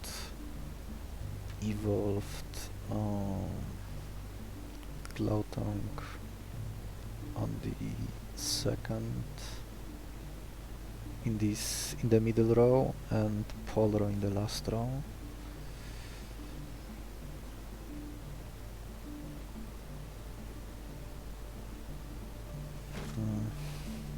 Wow, that's a couple of more extra fruits which I could make use of. 1 extra health, Psychic Blast. This fight would be... This monster itself might be very hard to catch, even if I were to use 2 fish on it, because even if I leave it at 1 health remaining, it will just heal for 1 on the spot, so he would be back to 2 health remaining, making catching it left to chance, and I don't like taking gambles like that. If you don't want your runs to rely on random elements, I can only suggest taking as little luck-based options as possible, unless you can deal with either of the outcomes. Like here, I can still do even without getting the sadistic Nostroptera when I used courtship event to get another Nostroptera and missed getting the one I was looking for. But it's still enough to get the job done.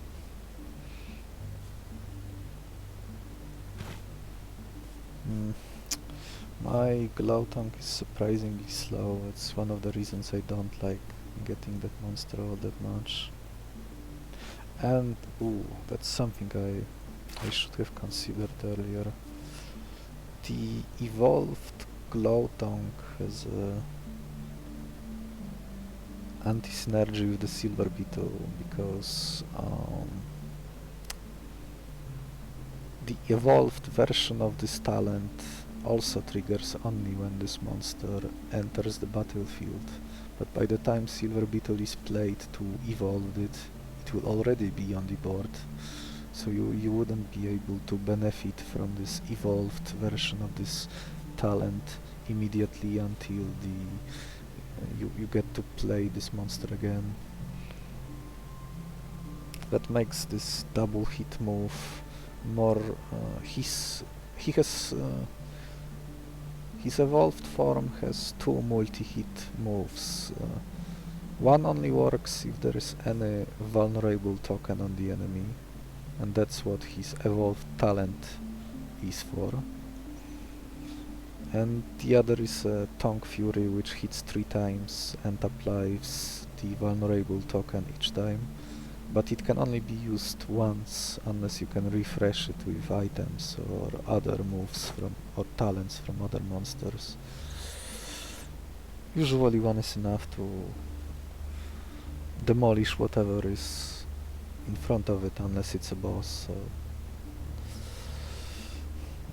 am I supposed to grab this more reliable multi-hit move? Maybe I am. Could also maybe get something with this Neuromorphos, even without catching the enemy. Could copy it and extract it mid-fight.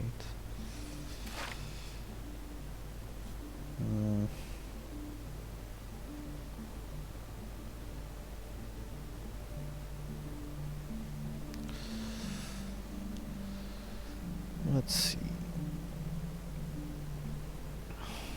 I would like to cut one monster here, so it could be one Nostroptera.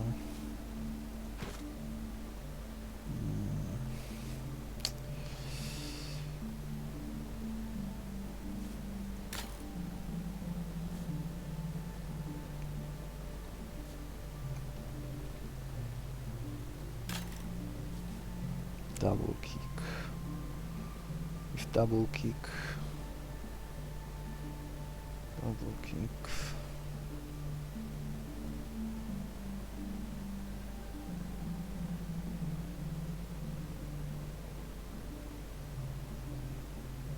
Ten damage.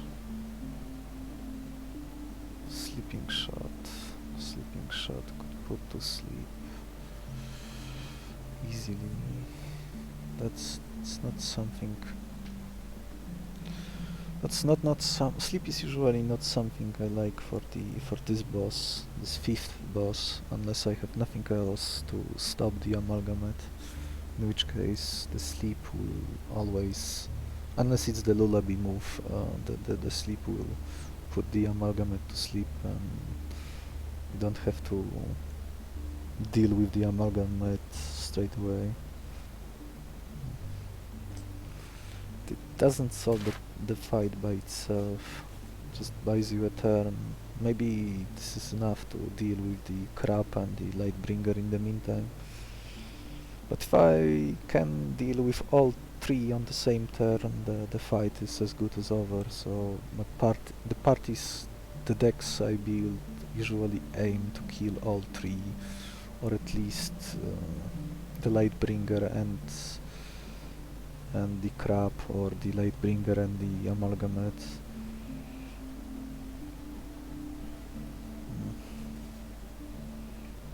Cutting one nostril now.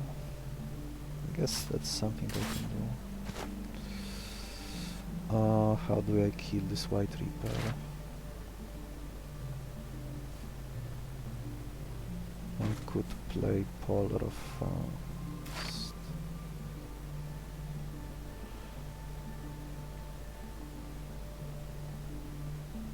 I could play Polar of Frost. This is a surprisingly difficult fight, depending on what do I draw.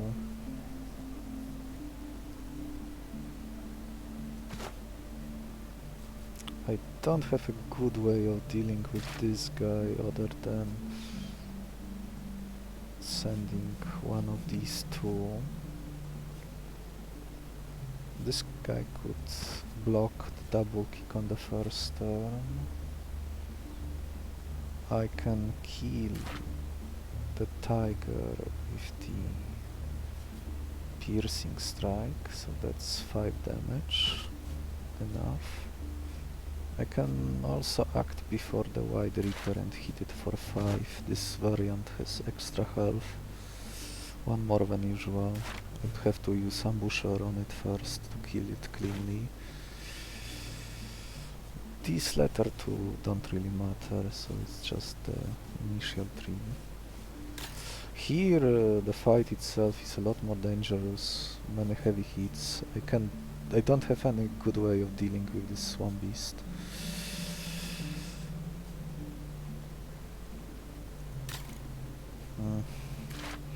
Anything that can snipe my bird at 1 health? Nothing. Whoever is alive, maybe this Neuromorphos will be copied by the cloning flowers just to get more fruits. To have another body for the next fight. I don't like keeping this Silver Beetle alive. I am not yet ready to use my syringes yet, which I could very well be punished for. Okay, let's see how this goes. Okay, I have one thing that I can evolve. I have Aspiceros. And I don't have a good way of dealing with this guy this turn.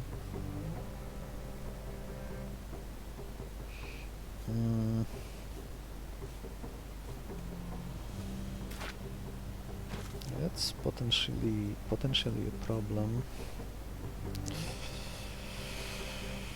My ant can survive it and damage it, so that's something I think I have to do either way.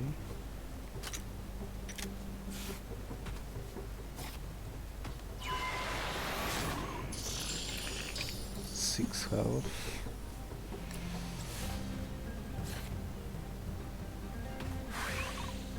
Here I am taking 0 damage.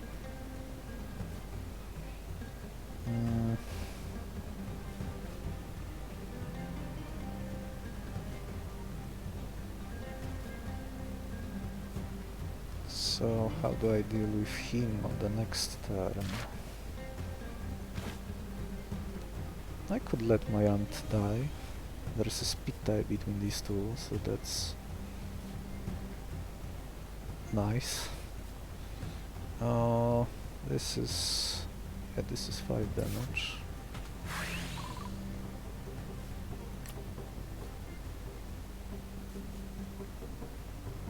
I have 7 speed, I don't have to worry about the onslaught extra trigger. I can weaken this guy. I might not have a good way of dealing with him next turn. The wasp would be able to kill it. This Reaper. Am I forced to use my glowing substance? I'd like to keep it for the boss. Spending it now might be the better move.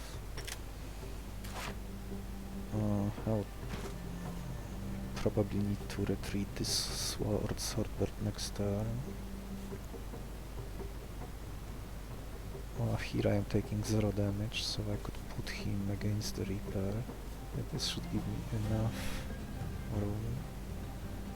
5 here, 0 here, 5 here.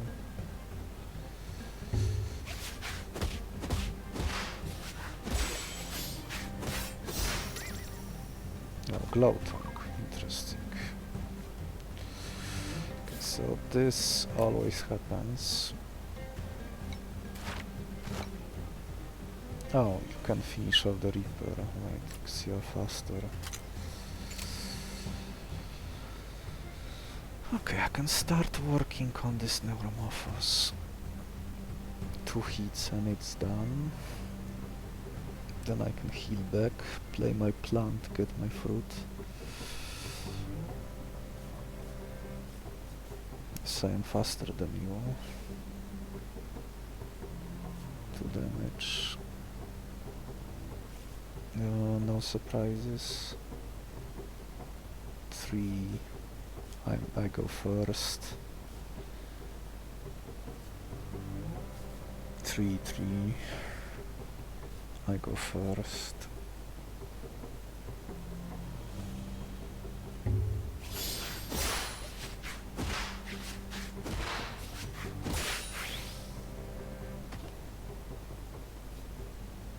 Ooh. That's more damage than I was expecting to see.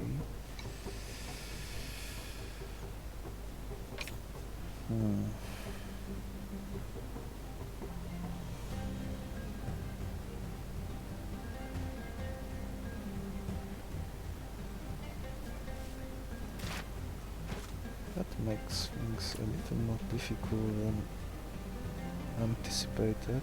Am I forced to use my fruit to heal? I might, I mean my food.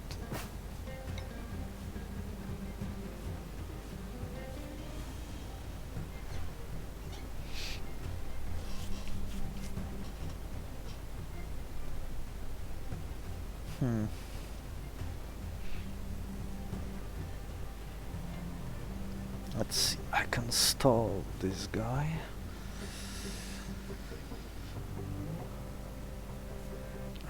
At least for a while.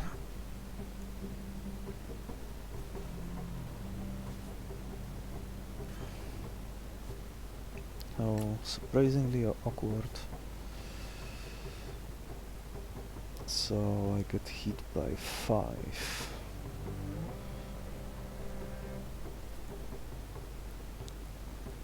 I don't seem to have a good way out of this.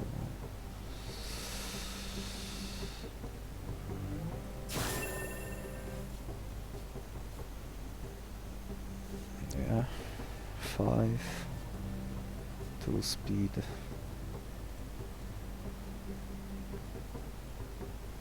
I can hit it for 3. No, this also hits for 3, so it's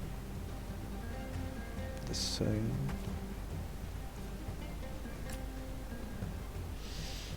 Three.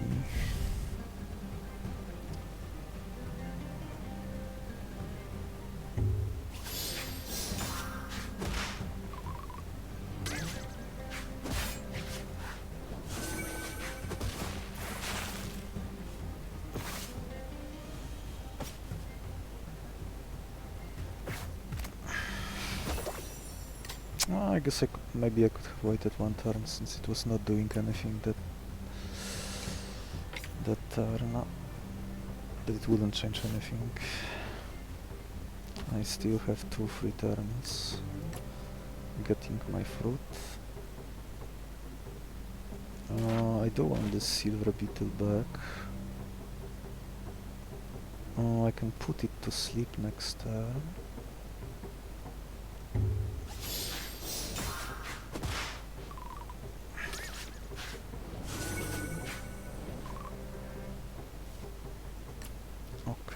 That's good. So he has 2 points of torpidity, I can apply another 4. I don't want to damage it.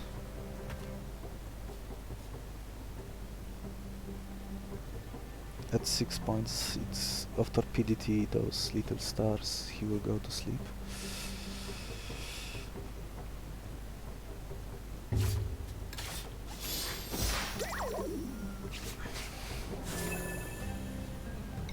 Okay.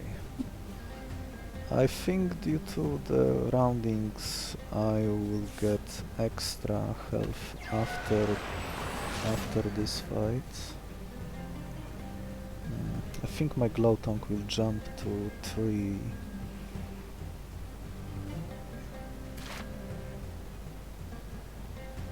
Okay, I used my fruit, my Aspiceros healed back. I don't need you. Bury it, I don't need you. Oh, here you can see the upgraded version of the Ambusher talent.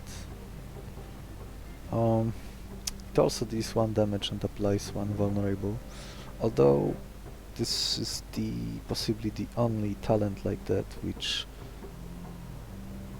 it deals damage first, this 1 point of damage, and then at the end it applies this vulnerable token, unlike most other effects like the withering on the moth, which applies debuffs first and then the attack. This is totally intentional. for better or worse, depending on your point of view. This critical strike is a conditional double hit move, but the enemy needs to have the vulnerable token, and there is no guarantee that the opponent will have it. And this Tongue Fury can be used to one time always hit 3 times and apply the vulnerable token on each hit.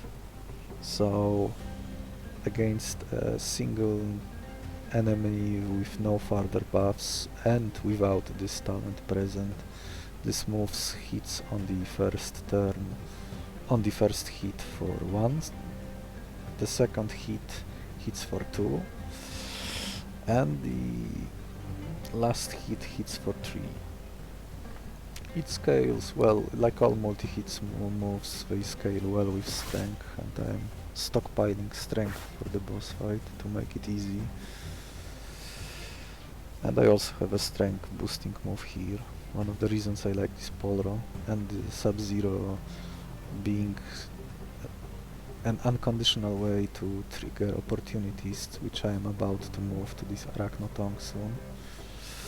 Unless I decide to move these two elsewhere. I might do that because while the health of the Arachnotongue is nice, the speed is very mediocre. Maybe I should give it to my Nostropera right now. It's something to consider, but this body, it's faster, which would be relevant in the next fight, but low health could be an issue, especially after injecting the talent, so it would be at 4. Many hits would just kill it outright if the enemy is still alive. Tongue Fury with the opportunities would hit on the first turn for first hit would hit for 1, second hit would hit for 5, and then the final hit would hit for 6. So that's enough with this talent to kill the Amalgamate. Am I copying? I don't know what I'm copying yet. Extracting this Tongue Fury now. Extracting this Tongue Fury now. Before this monster devolves back after the fight ends, since the Genotoxic is only temporary until the fight ends.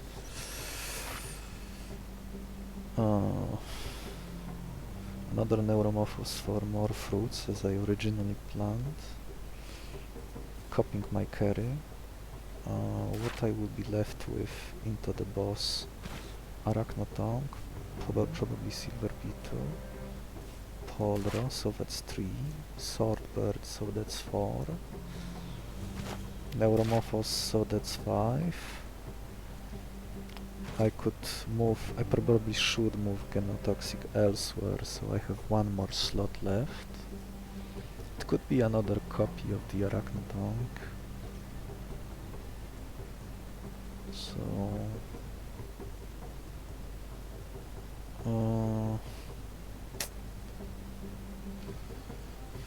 I extract this talent now, this move now. Maybe I should extract this talent to have the critical and put it on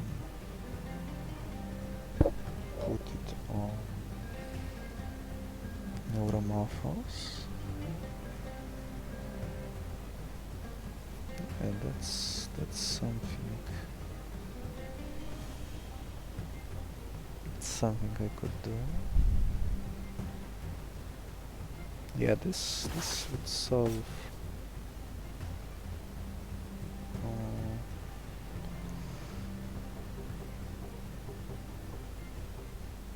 I could retreat my Arachnotongue on the first turn.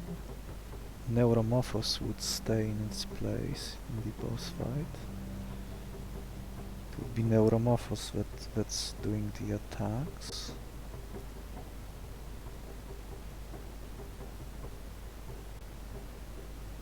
I could play Arachnotongue, could pull it and play it next turn.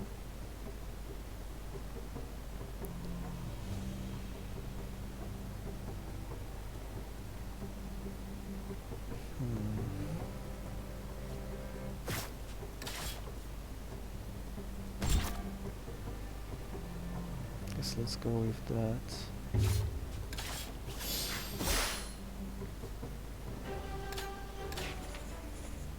Maybe this clone is making me do less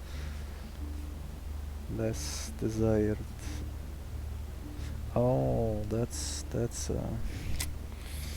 all right. That's something.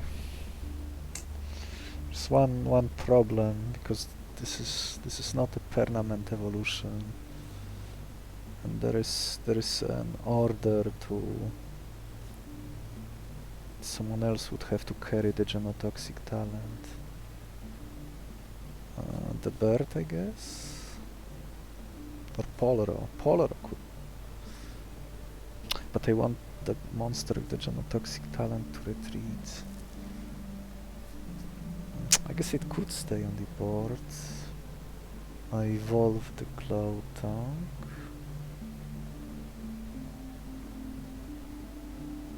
I play my Neuromorphos third. Wait, I play Glowtongue first. Then I play Polaro with Genotoxic to evolve Glowtongue. Then I play Neuromorphos to copy the moves from the Arachnotongue 100% of the time. Then I retreat the Glowtongue and play Swordbird last. Yeah, that works. A bit convoluted. I can have a spare Neuromorphos ready if something goes wrong. Don't know. So I'll have two Assailants ready in case I need a critical strike on the next turn. And I want this Genotoxic moved.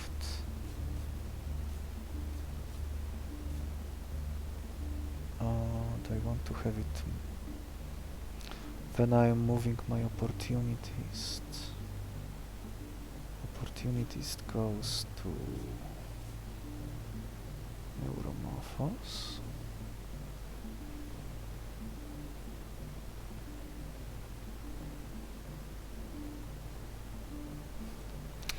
Yeah, that's how it goes.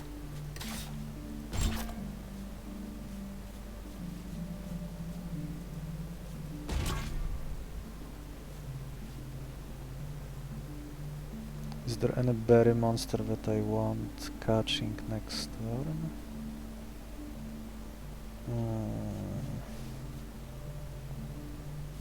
No? I want to heal now in case I need this body for something before cloning.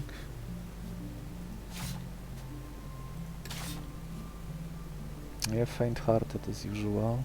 Rarely you might see something else like timid. Okay, so now I just need to get past this fight. This was a run without sleep, if I am not mistaken. I don't think there was a single instance of a monster with a sleeping move. So the only one... Oh, never mind. The gecko at the start would have had a sleeping move. I could have got a sleeping move from the egg. I could have gotten a sleeping move as a random mutation on the Namorphid and maybe on the aberration. So there were some sleep rolls, including the guaranteed gecko. What I could buff with this? 7. Oh no, I cannot buff. I could buff my Swordbird health and then use one Fruit of Might on it to get back to the 7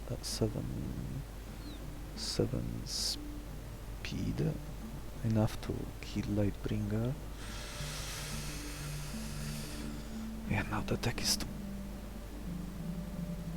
I think I was supposed to move. Maybe I might have...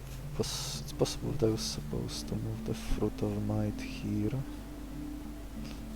Probably adds up to the same situation. Here I'm getting 2 items. I can use the tentacles to stall a bit to get my copied fruits.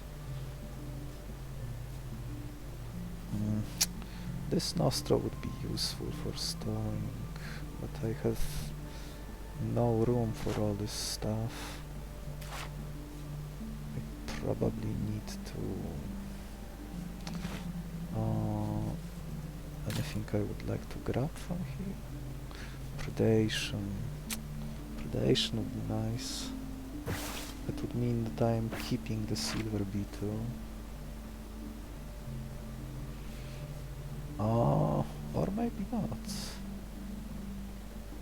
I could see myself cutting the Silver Beetle and Glowtongue if I'm catching this Howler or his Predation move. In fact, I don't even need to catch it. I can just get his moves with the Hyper Simulation and extract it mid-combat and re-inject it.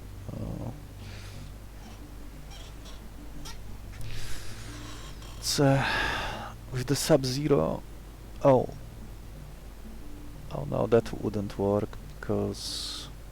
Oh no, that would work. Once Swordbird uses his Aerostrike for 7 and kills Lightbringer and the Crab, Polar, who would be occupying the last lane on the opposite slot of the Crab, who would normally disable his talents, including the Subzero. The Crab would be dead, the Subzero would be back, would work again, and my middle monster, my Neuromorphos, would be able to use his Predation move as a multi-hit move against the boss Amalgamate.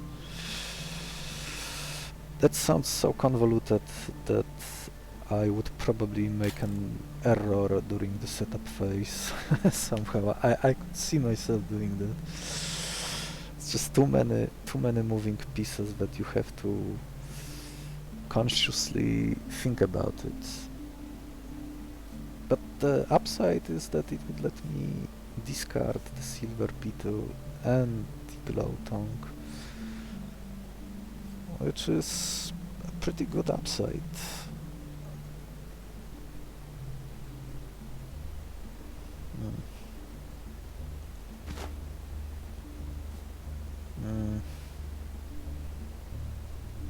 Such a weird situation to be in. Those 3 items could be very useful. Those 2 items. It could be extra temporary health for my Swordbird as a safety, though I will retreat the Swordbird anyway, so it wouldn't matter. Unless I forget to use the Aerostrike, which is probably not gonna happen. I think I need to destroy this remove this Nostroptera now, even though his Growling move would be nice for stalling the tentacles, but it would make my draws possibly very awkward. I already need some specific order of cards to go in, or something bad could happen. This Great Shell is not the easiest to kill in one hit with the stuff I have, not without using my resources. I could see this Neuromorphos copying the Arachnotongue's moves and killing it with a multi-hit attack. He's likely to only use his 4 damage move on the first move, so as his first attack, so that would be Wouldn't be too bad.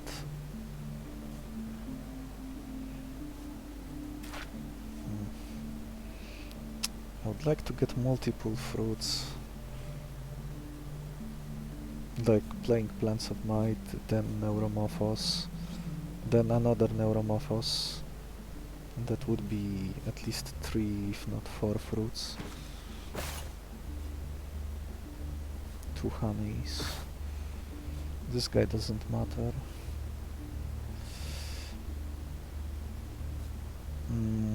My bird can one-shot this unless he gets a debuff mid-fight from somewhere, which would be a disaster.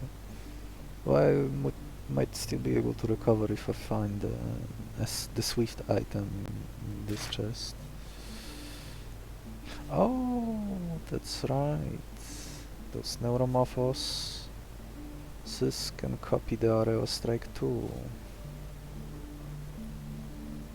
So the only reason to keep it is to have this hot-blooded as a free 2 strength.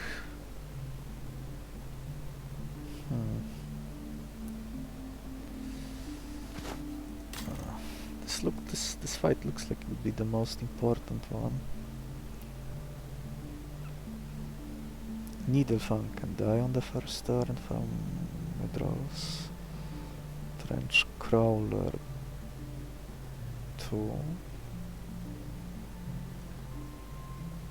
Oh, what am I even thinking? Any Neuromorphos draw can kill this Great Shell thanks to the opportunities. The Assailant applies the vulnerable, so that's active as well. Oh, I have 1 syringe left. It's 1 syringe. 1 syringe. I want this genotoxic moved. It's just I don't want this beetle to stay here any longer.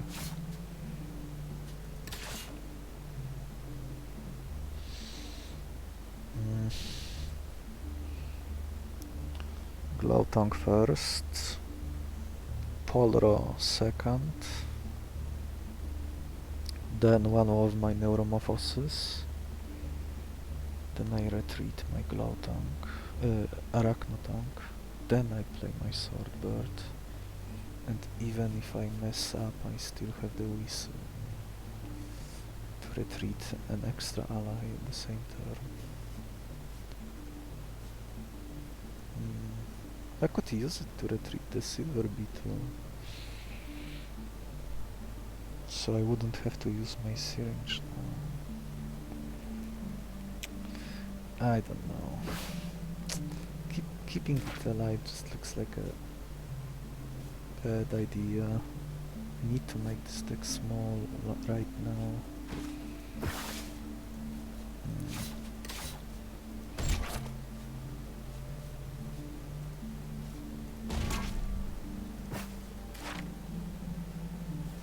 So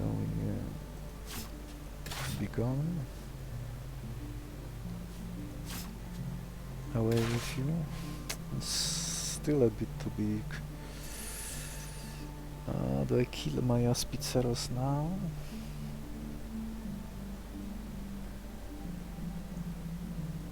What would I need it for? Tanking the tentacles?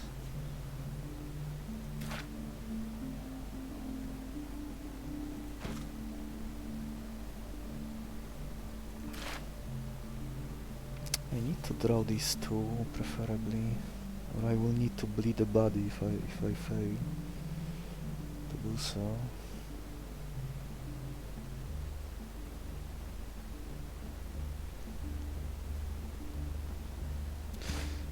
My Neuromorphos can also grab his attack and this guy's attack.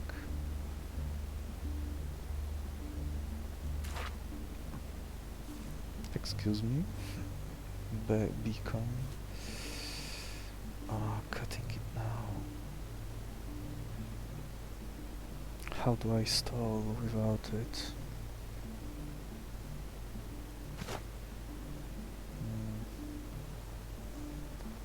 stalling without it. I could play plant in front of this thing.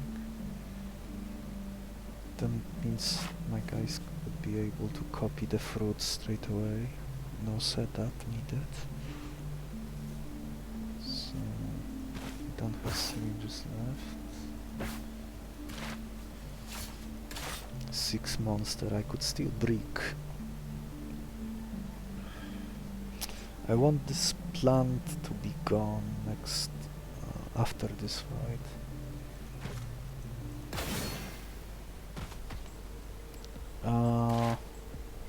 Excellent, I got the draws I wanted. So let's not mess this up. Does this 1 damage matters anywhere?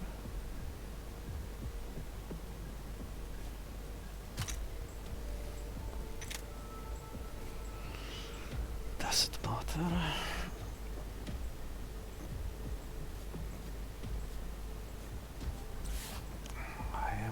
Don't think so.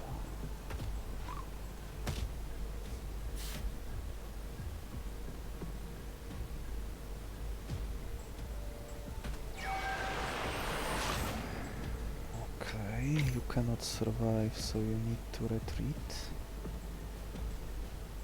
Oh, there is no surprise damage from here, is there?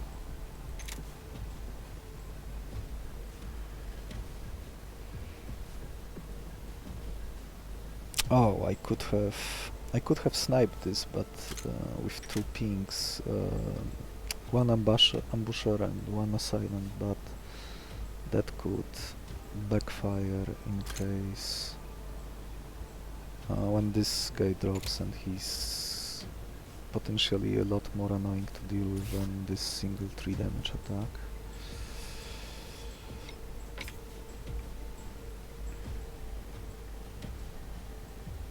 Okay, now I need to be careful to not trigger his impregnable shell. I want this plant to be played.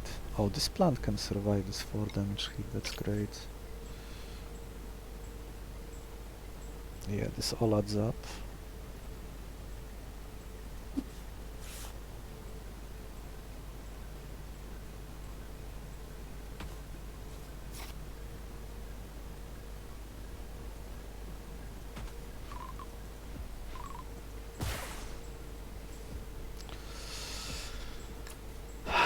Oh, this could be too much damage. So maybe I just hit it twice. 1 hit is for 8 damage? Is that right? 3 plus 1 plus 3. So that's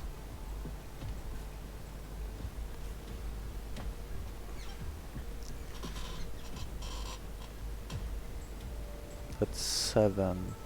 2 times 7.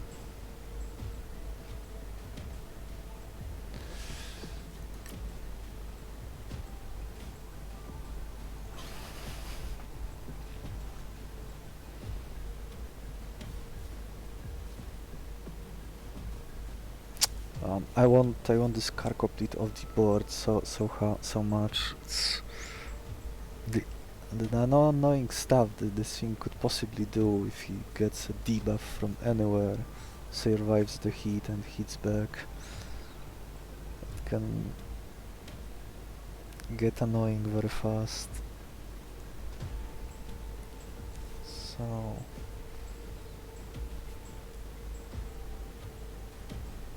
and this hits for how much?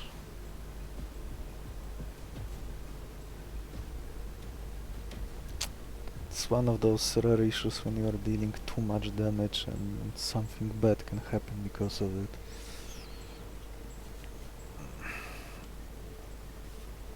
Anything negative that lands on it, and this situation turns into a nightmare.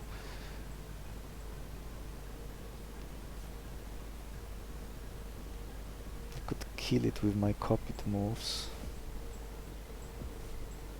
Let's see.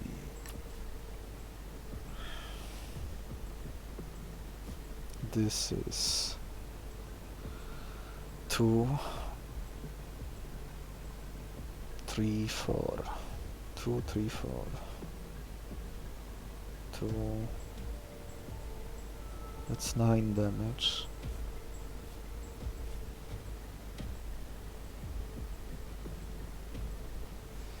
This kills that thing. Maybe I want to kill it next turn and get a tentacle in its place. Which means I could... Maybe I overpower here. I could use Bolt Grab as well. 2, 3, 4.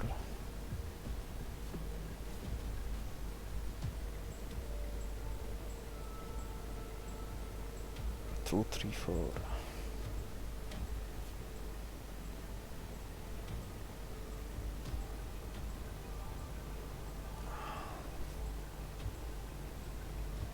I am not applying any debuffs when I'm hitting. So it will be just one big clean hit and this pest is out of the board. In the worst case scenario I lose it and I still have a backup. Slightly less capable, but it could... Oh, I don't want to use it because I want to have it copied by the other one. Can this... Unlikely to use Gaping Mouth next turn.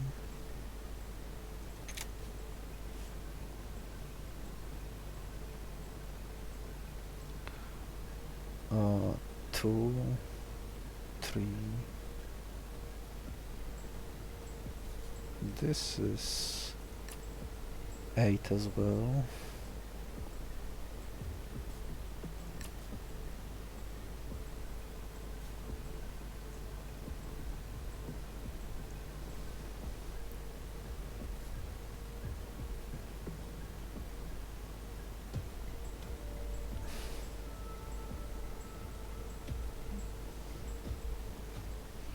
Next turn I can put Plant of Might in front of K-Mo and let it die. Oh, I cannot use Fruit at the same time. That's a problem.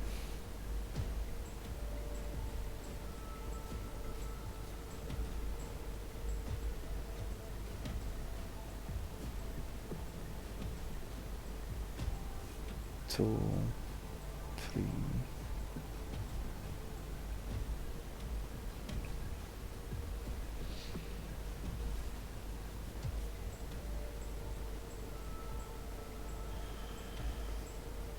Two, 3, 4.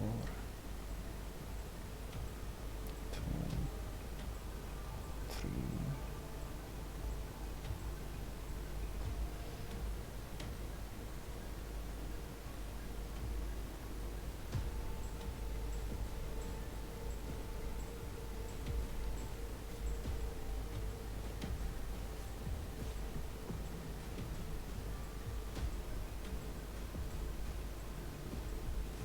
Am I not attacking this?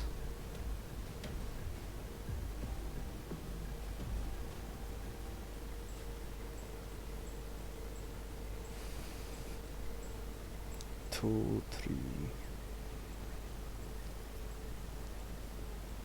No, the end result is the same here. So 4, 4, 8 damage.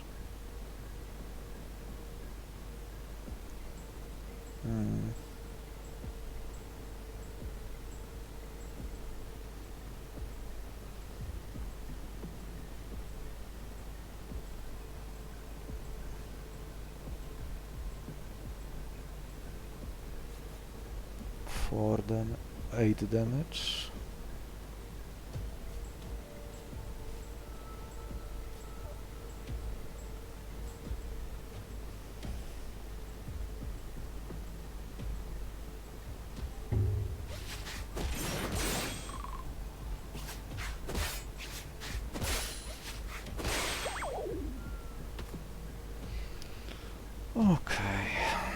Almost there.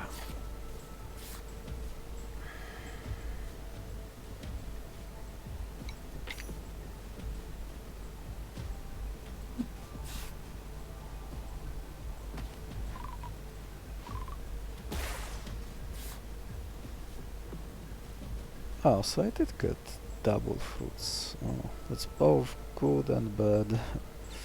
Where will I have time to use them all?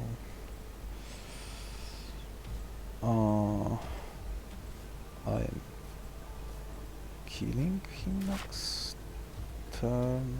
If I draw my Arachnotongue, and those two guys would be able to use their fruits. This is the faint-hearted one. I could also put the Plant of Might next turn in front of it.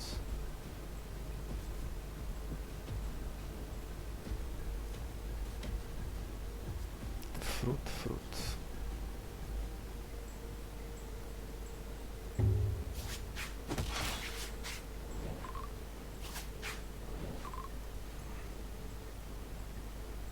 Okay. I can weaken you.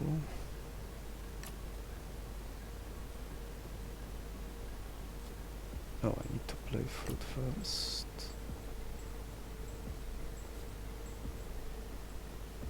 Fruit. I can also do this next turn. Crushing weight.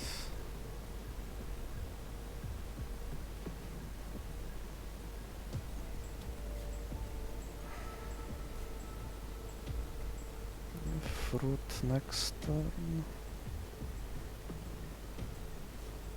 Fruit next turn from here.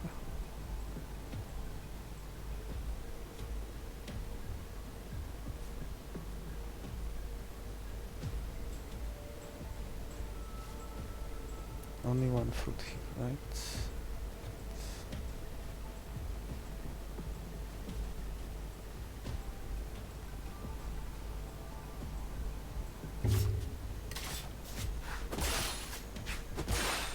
Oh! Opportunity strikes again. So that's another error.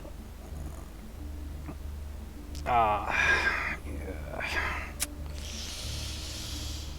Too much damage. That's a good sign for the boss at least. Let's see.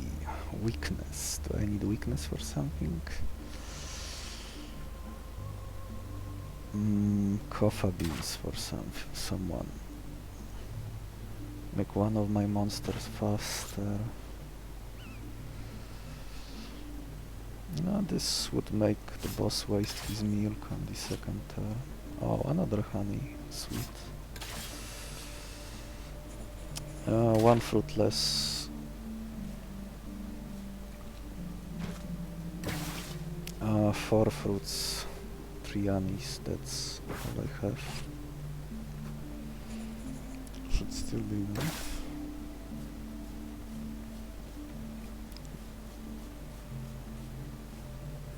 Okay, finally back to full.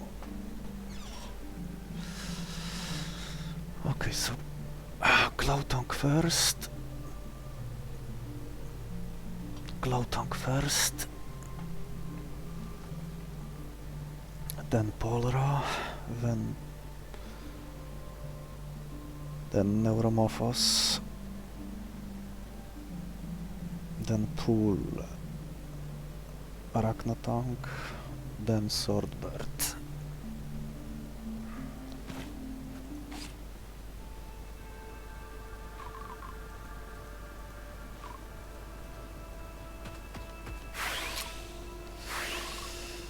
Oh, almost there. Okay. Playing Ambusher here doesn't matter since they all have 1 point of sturdy from the force field, so it will deal 0 damage anyway.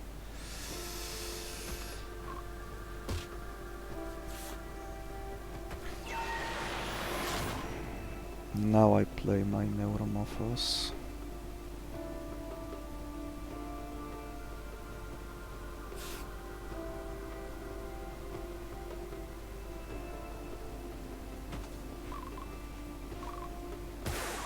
can weaken this amalgamate a little bit.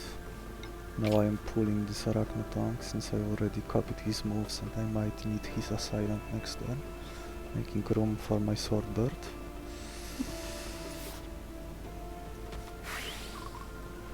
Aerostrike.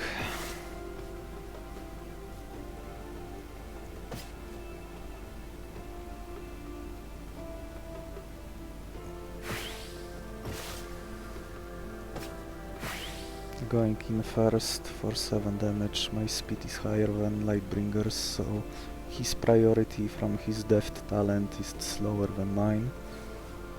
When two monsters have priority, the one that has higher speed wins. Hits first, all lanes get hit by 7. Since this monster has sturdy, he will get hit for 6, so he dies. This monster gets hit by 7.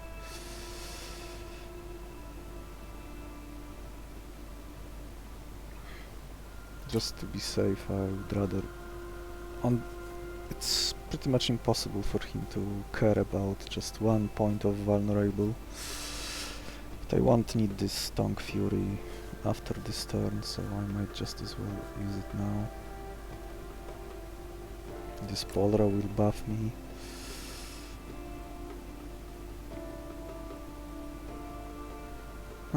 I guess if I were to buff this Aerostrike one more time, I would trigger this Rocky Shell immediately without multi-hit.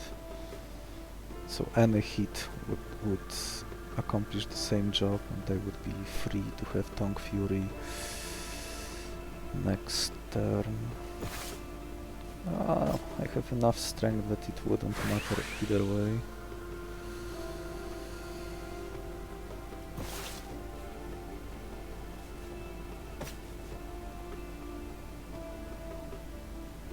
Yeah, this was already killed, so what's the point? Yeah, this should trigger it immediately.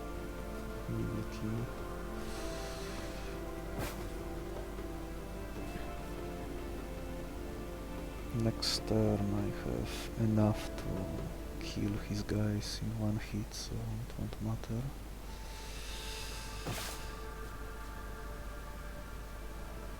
No.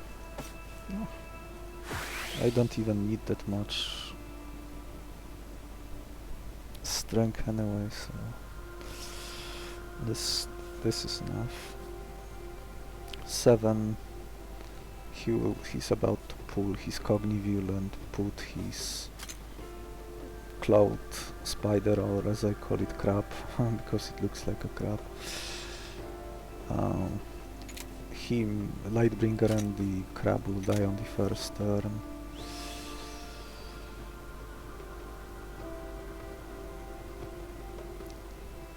Alright, so let's go.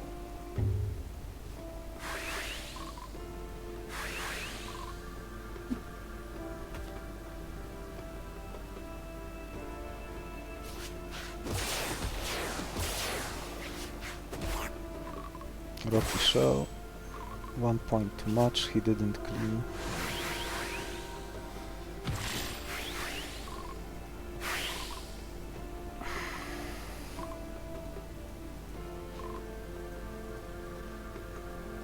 Now he will always swap these two. Crushing Weight is enough to kill it. Pierce would kill the other one.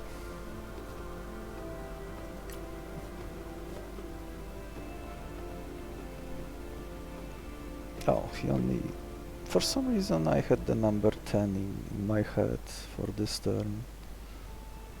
If he had another monster left, the force field would apply to him and then through peer learning back to the Cognivule, and then he would have had 10 total, 7 health and 3 point of sturdy, but the first turn went exactly as planned, so they both die no matter what they do. This cognitive is one of the source of his weakness, since any debuff you apply to his teammates will also go to cognitive, so you can effectively double your debuff spread, which can especially matter if you have stuff like the glowing substance. See, they both are getting it at the same time. Same with this parasitic water. Now I pretty much... I would be surprised if he doesn't use his milk now, since I've applied enough debuffs for him to care. But maybe he will surprise me. Oh, this obliteration will hit for even more. Or I could use Tidal Wave and killing the boss with his own move sounds fitting. So yeah, they both die and GG. Oh, he didn't even heal, yes. That's even better.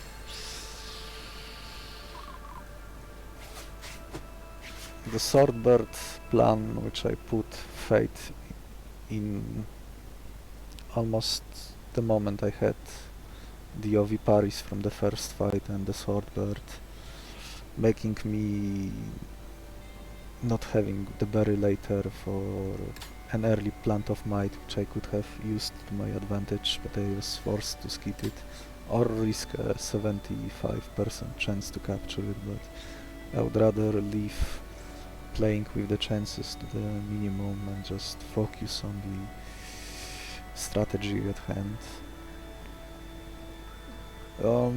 Just like during the third boss, once again I forgot once about these opportunities, which ended up dealing too much damage last fight, denying me one fruit which I was supposed to farm next turn. Surprisingly so, especially after I removed my Aspiceros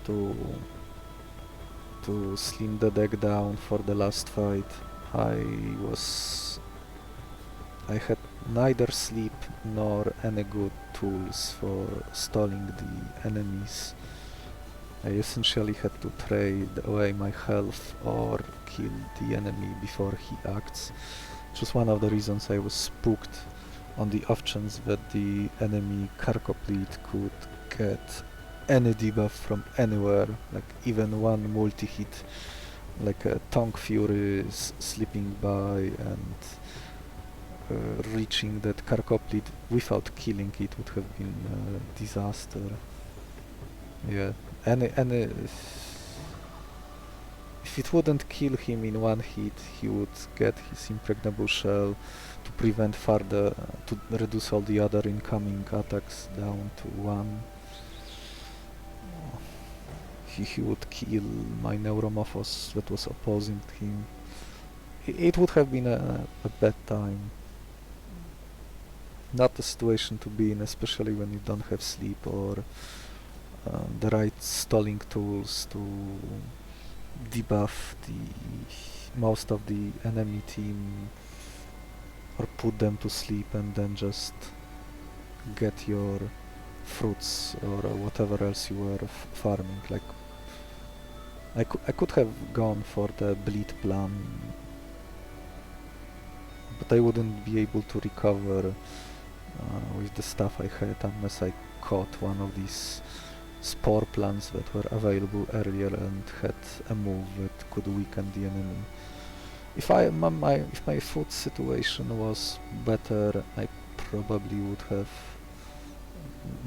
especially looking back, maybe catching one of those spore plants would have prevented me from being the situation I got in when my stalling tools were almost non-existent, especially once I got rid of this ant and my Aspiceros, and farming stuff like fruits pretty much demands from you to have some form of stalling.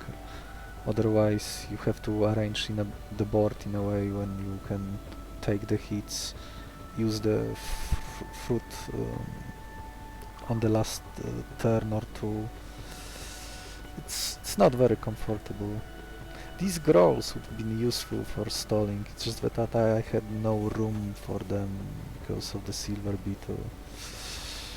Golden Beetle would have been a lot better in this run.